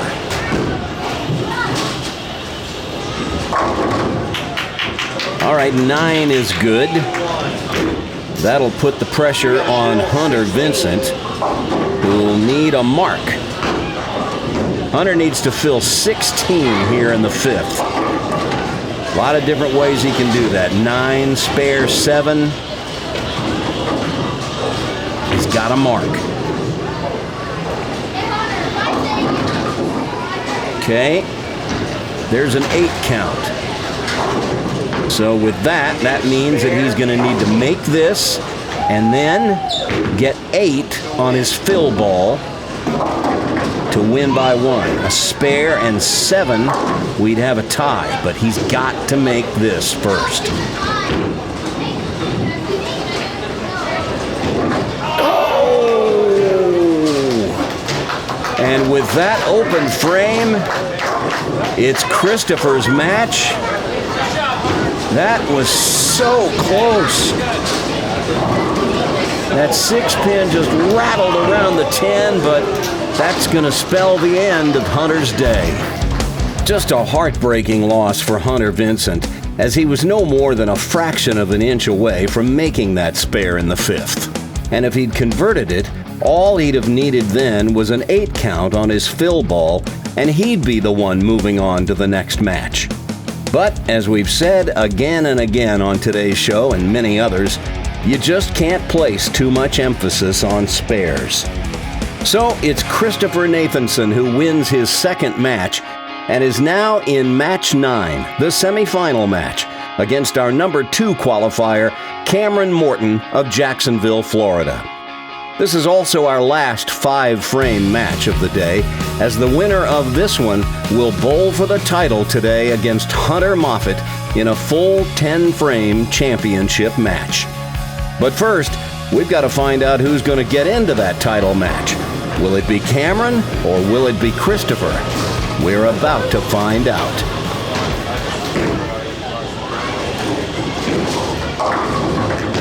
That one cuts through high, and he leaves the 2-pin to start. Oh, one thing these two guys can agree on. Their favorite TV show, both of them, SpongeBob SquarePants. And they both also list chicken wings as their favorite food. I like these guys more already.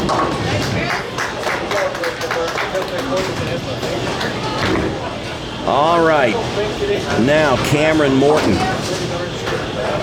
This kid came down from junior gold on his way home to Jacksonville, Florida, and stopped off to bowl with us. A little thin, leaves the 2-5.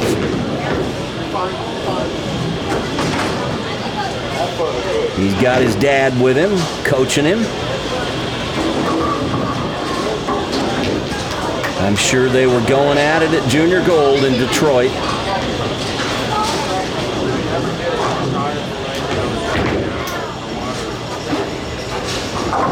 And there is a solid conversion of the spare.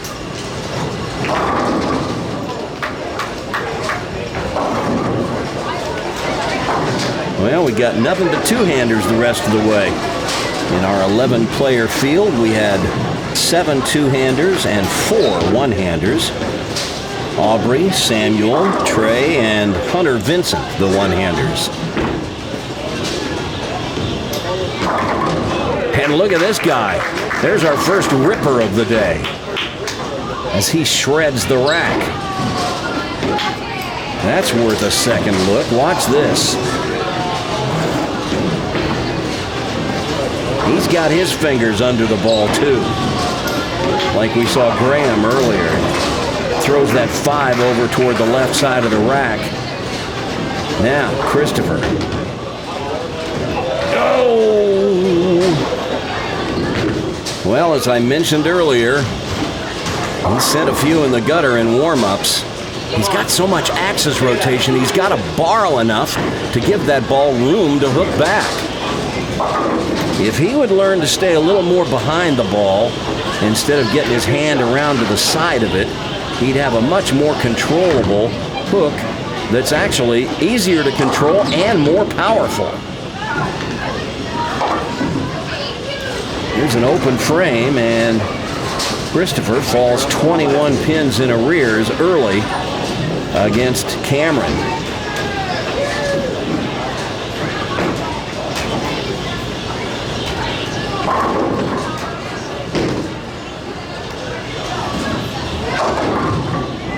Light.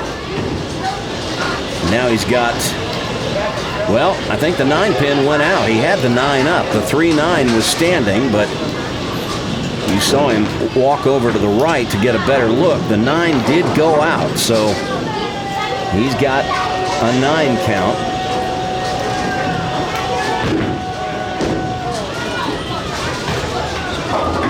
And he covers the spare. And then the left.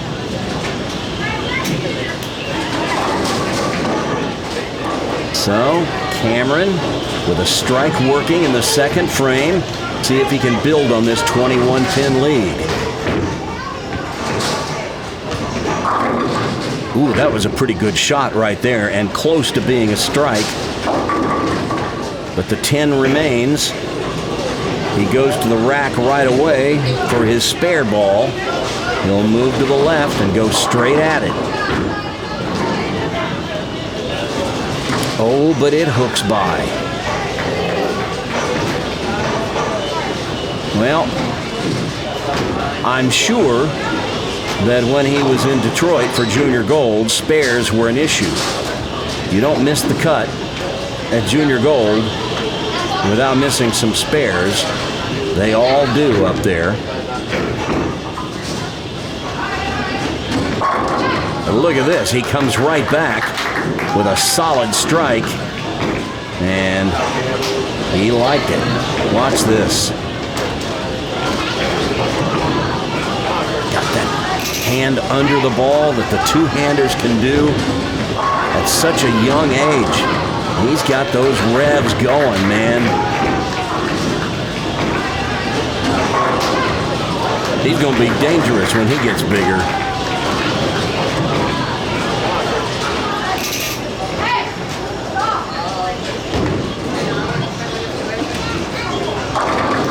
So is this guy, as Christopher rips the rack. So now both of them with a strike up in the foundation frame. Watch this. He's out dangerously close to the edge, hits the swish zone and shreds the rack. He's saying, stay on the lane, stay on the lane. Oh, carry, carry. Yes!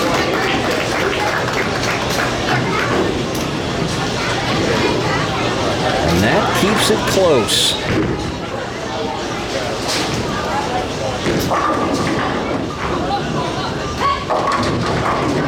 Oh, that could have been a split.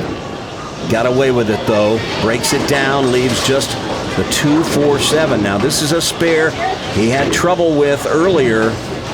We talk about his axis rotation and how that makes it difficult for him to shoot left side spares, but he needs to make this. He's already trailing by 9. He can't fall farther behind. Oh, man, that's clutch. That is a huge conversion. Now, keep it on the lane. Get all you can. And you'll force Cameron to mark.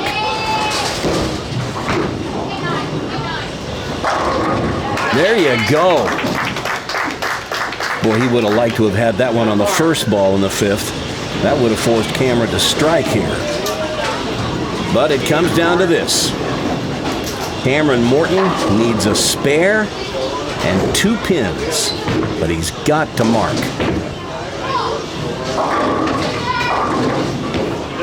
Oh boy, well, the 1-3-9, not the easiest spare, although he could have left most anything missing the head pin to the left.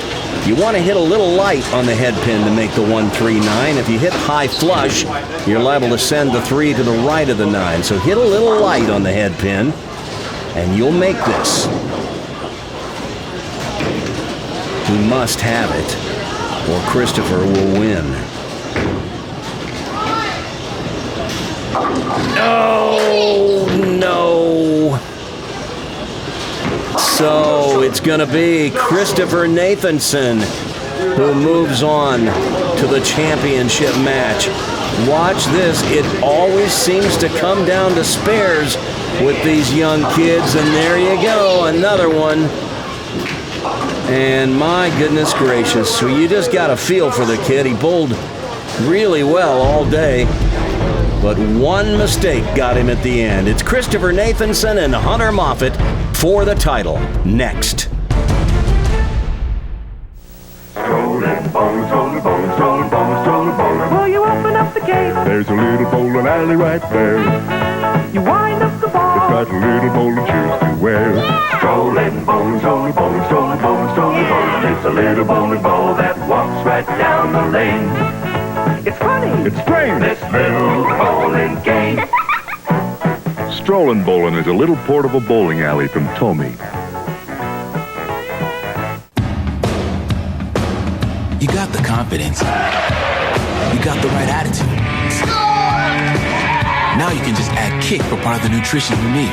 Kick is complex carbs for the energy you want, working together with vitamin B1 and iron. Kick is in the Kellogg cereals you already love.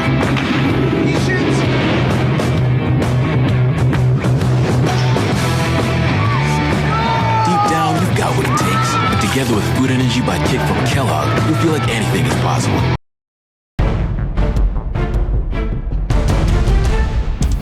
Such a tough pill for Cameron to swallow as he chopped the spare in the 5th when he needed it to advance. But that young fellow has game, and he'll keep improving. You know, it's easy to forget that these bowlers are still young kids and have a huge upside and plenty of opportunity to get better and better. And every one of them we've seen will do just that. But now we're down to the final 2, as Christopher Nathanson has won his 3rd match and will face our tournament leader, Hunter Moffitt, in the championship. You know, with 6 out-of-towners in the field today and just 5 locals, I think you'd have to call it a bit of an upset that as we've winnowed the field down to the final 2, both of them are from this area. But that's what it is. Christopher bowls at Cherokee Lanes in Canton, Georgia, the fine youth program run by Kim Gruen. And Hunter, of course, is part of our youth bowling program here at Bowlero Roswell.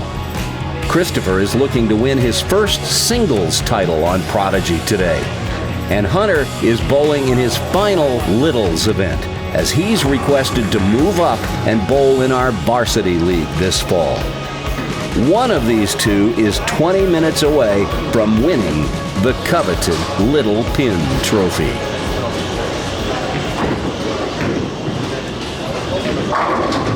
And Hunter starts with a solid strike. And I have it on pretty good authority that somebody got to Hunter at Junior Gold and had a little conversation with him about Abralon pads. This high road looks like it's been scuffed up a bit. And when a high road is scuffed up, it starts kicking out 10 pins like that.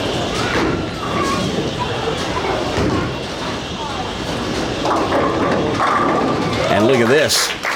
Christopher answers the call with a solid strike of his own, and these two are off and running. Another look at it. Gets that one wide enough, and man, it is just solid in the hole.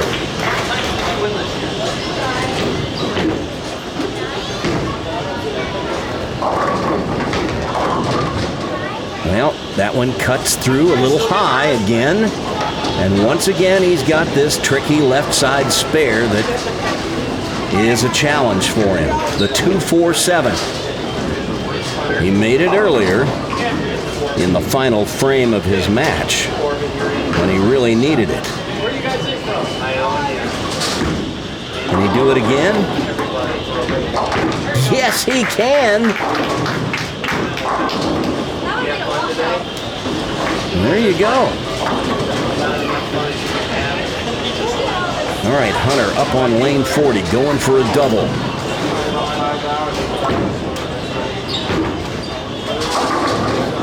And he too cuts through high and leaves the 3-6-10, the mirror image of what Christopher had on the left lane. See how Hunter handles it.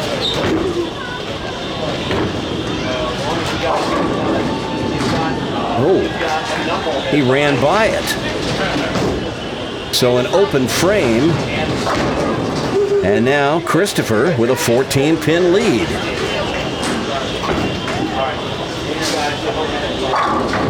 Hunter bounces right back with a solid strike. Obviously, he likes lane 39. The bad news is he's going to finish on lane 40. 6-step approach to generate some ball speed. Hunter also, with his fingers down below the equator of the ball, that's why these guys bowl two-handed. Gives them so many more revs. Look at Christopher, right in the pocket again.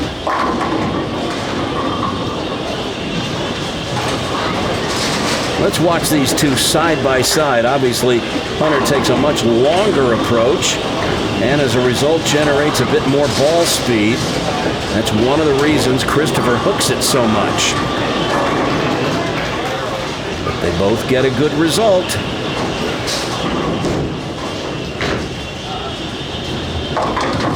Oh my goodness. He almost got that thing, well, I think it was on the one board. But it came sharply back and nearly left the big four. He broke up the split, though, leaves just the 4-7. So at least it's a manageable spare.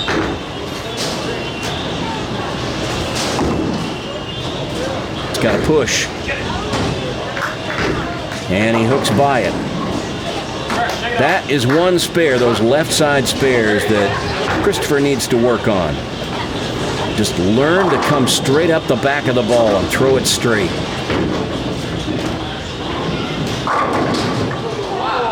And Hunter's strike ball hits flat this time on lane 40. And now he's got the 5-7.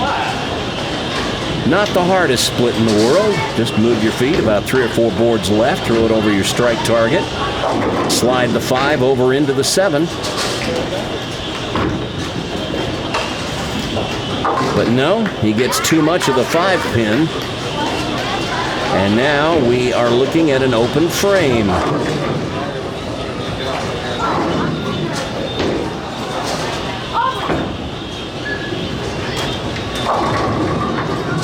And he doesn't rebound this time like he did the last time he had an open, and he leaves the 2-pin on the left lane.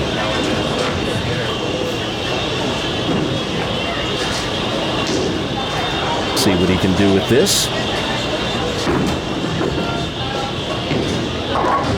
Wouldn't expect Hunter to have a problem with a 2-pin. That's not the kind of shot that he is typically going to miss.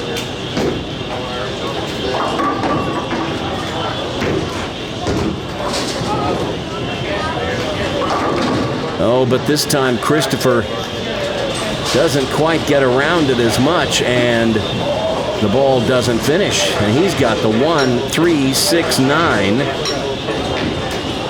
Just let the ball drift, Brooklyn, and you'll make the spare.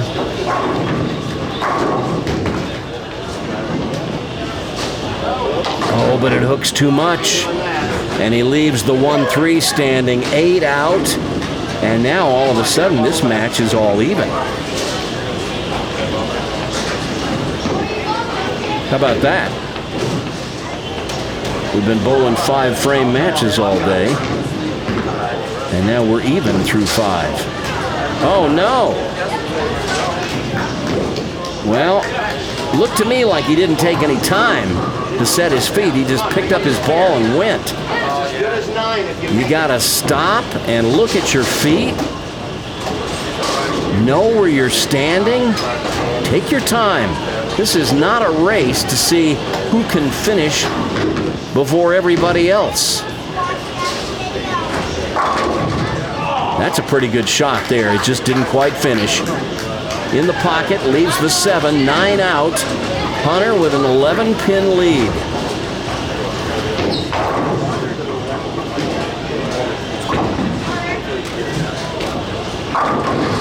And this time he tilts out the 5-pin, so that strike in the 6th means they both have 74 through 5 frames.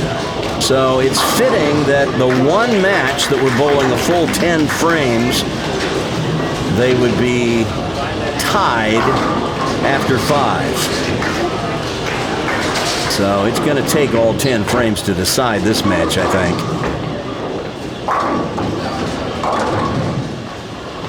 Hunter wide with that one and leaves the bucket.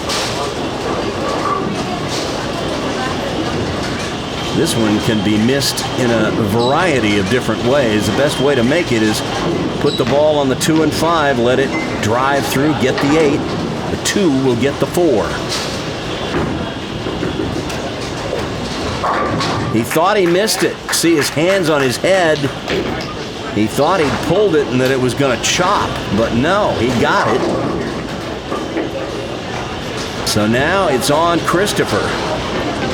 He's got a little catching up to do.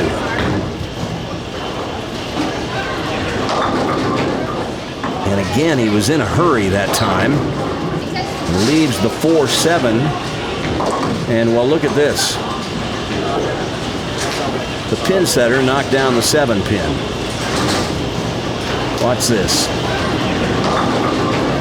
There's his ball. He knocked the 7-pin off spot. You see how far it is from the 4, and then the pin setter came down and knocked the 7 over. Now, in sanctioned competition, you would have that pin reset, but I don't think anybody even noticed it here in the bowling center. And he would have knocked them both down anyway. And the count wouldn't have been any different because he wasn't working on a spare, so we give him 9 spare. As we often say, Prodigy is unofficial, informal, and impromptu competition. Get there. Little thin. And now he's got a little bit of a problem, the 310. Obviously, this is a lot easier to make for a left-hander. You want to put the ball on the right side of the 3-pin. Let it deflect into the 10. Oh, he made it on the other side.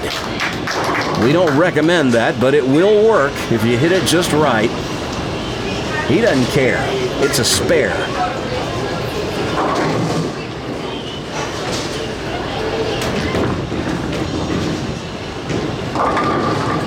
And Hunter gets them all to go down on a light hit. And that was just... Watch the head pin go to the left wall and mix everything up. And it's timber! Watch his reaction. He'll give it all the body English he can. Okay. A much-needed strike.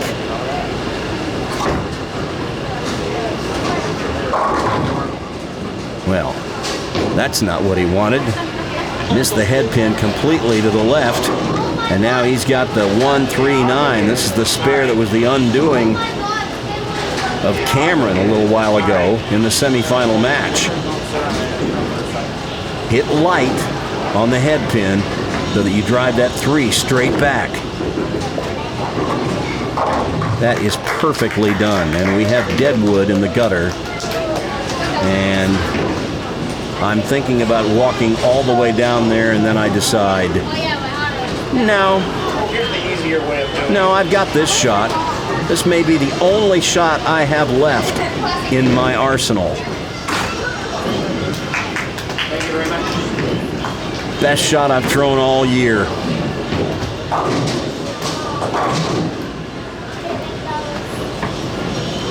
So we'll have to remove the score from the overhead score sheet.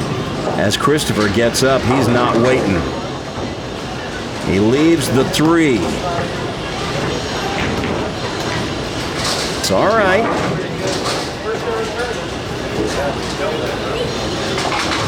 Got to make this and then do something special in the 10th. Oh no, you can't miss that. Now he's got a problem. The best Christopher can do now is 159 with 3 strikes in the 10th. Hunter can pretty much get him with the first ball in the 10th. And let's see what Christopher does.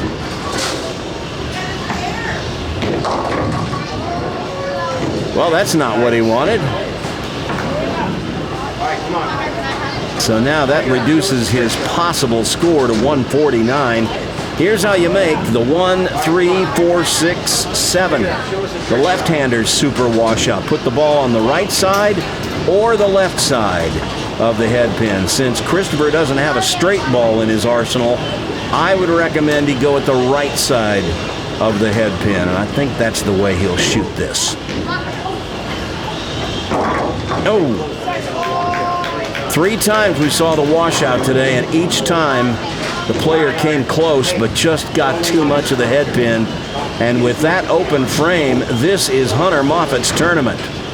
Hunter Moffitt has won the 4 Littles Only event on Prodigy Bowlers Tour in his final event as a little.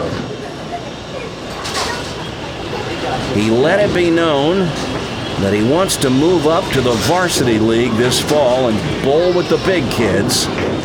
So his days of bowling as a little come to an end today.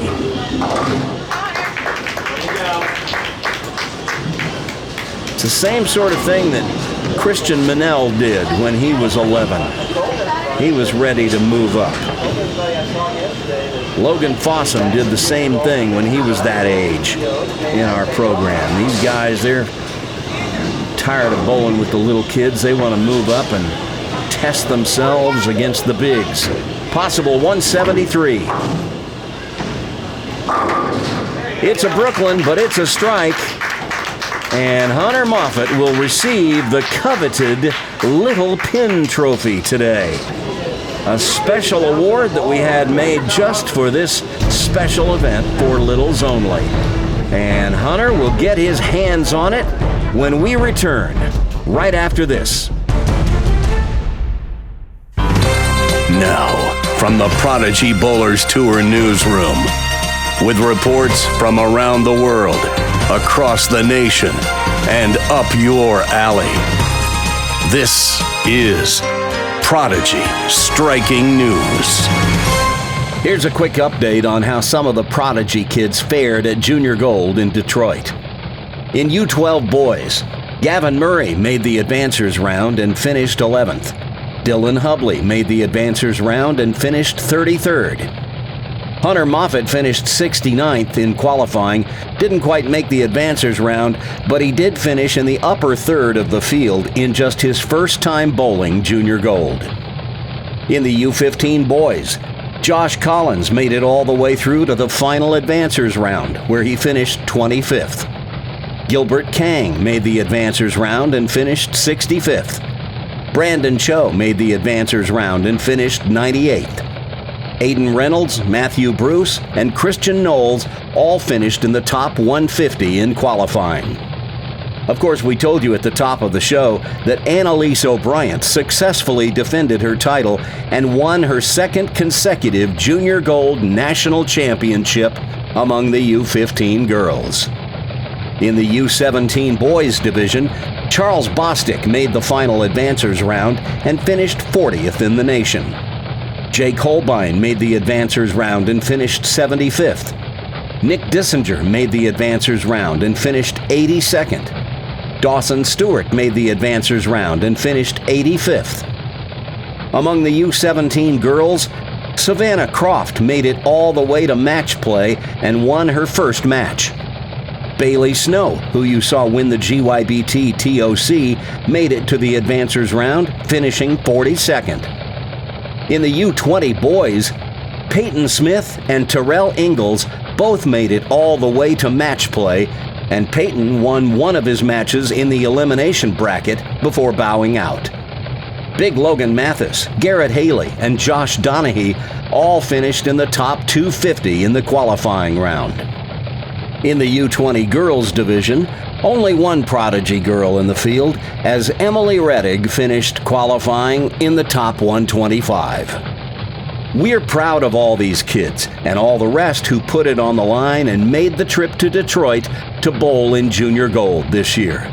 And especially to Annalise O'Brien, who went back-to-back as the U15 girls national champion. Both Annalise and Peyton Smith secured spots on Junior Team USA with their stellar performances at Junior Gold this year, and that's an honor they can both be proud of. In the USA Bowling Team Championship, the U15 team that emerged from the South Central region, which included Prodigy Bowlers Tour players Jacob Ballinger and Bryant Griffith, finished second in the nation. One more item. This is our final episode of Prodigy Bowlers Tour this summer and for the 2018-19 season, bringing Prodigy Bowlers Tour Season 3 to a close. But we'll be back for Season 4 of Prodigy this fall. So enjoy the rest of your summer, binge watch our previous episodes and catch up, and we'll see you again right around Labor Day for Season 4 of Prodigy Bowlers Tour. Sometimes, when you least expect it, little things can happen that eventually turn into big things. At SGIC, we're prepared for the unexpected. So when you've got a claim, let us know right away. Because we'll take care of it right away. And don't worry, we've heard them all.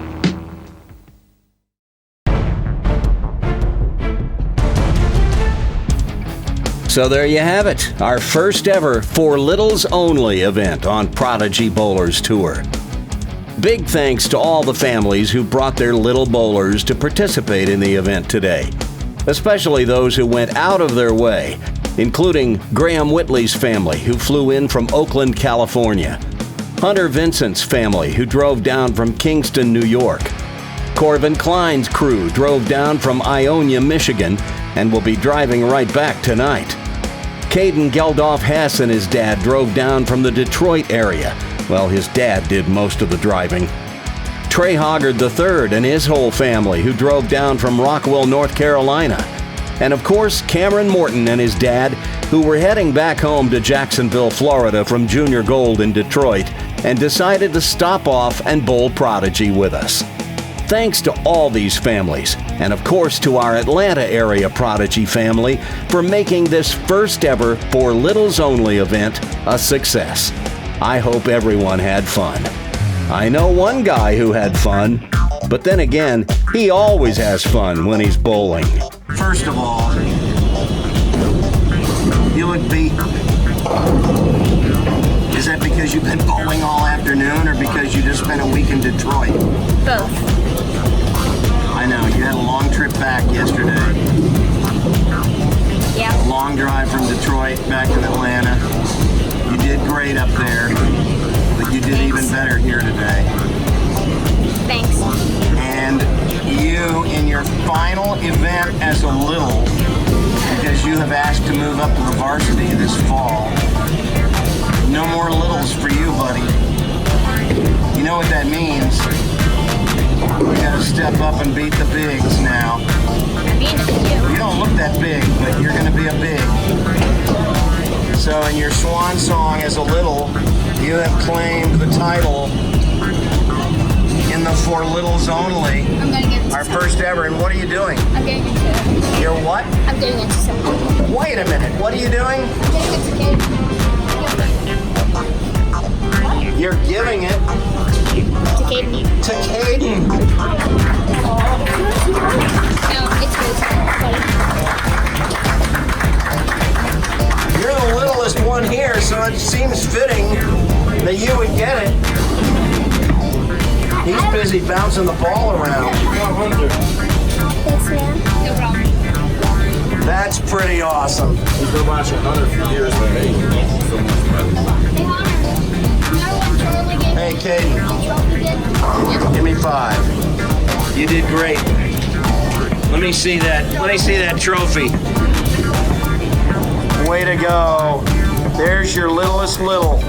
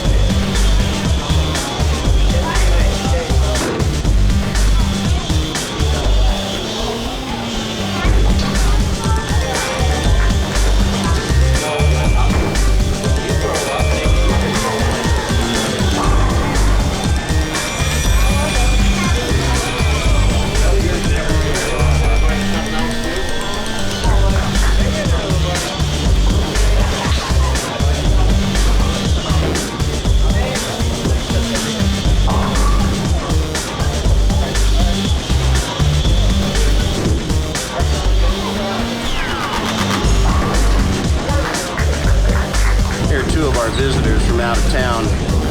It's Hunter and Corvin. Corvin, you're in from Ionia. And you almost owned everybody for a little while. But they finally bounced you. Did you have fun today? Yes. Was this like about as much fun as you can have? Yes. How about you, Hunter? It was fun. You're in from where? Kingston. Kingston, New York. Yeah. How long of a drive was that? 15 to 16 hours. That's a long time. You're probably going to sleep on the way back. I'm staying up here. Well, as long as you guys had fun, you've got a knucklehead behind you. And beside you. And beside you. You got your hands full with Hunter. I would pay attention. All right. Well, you guys, I hope you had fun. Yeah. Come back and see us. I will, probably tomorrow.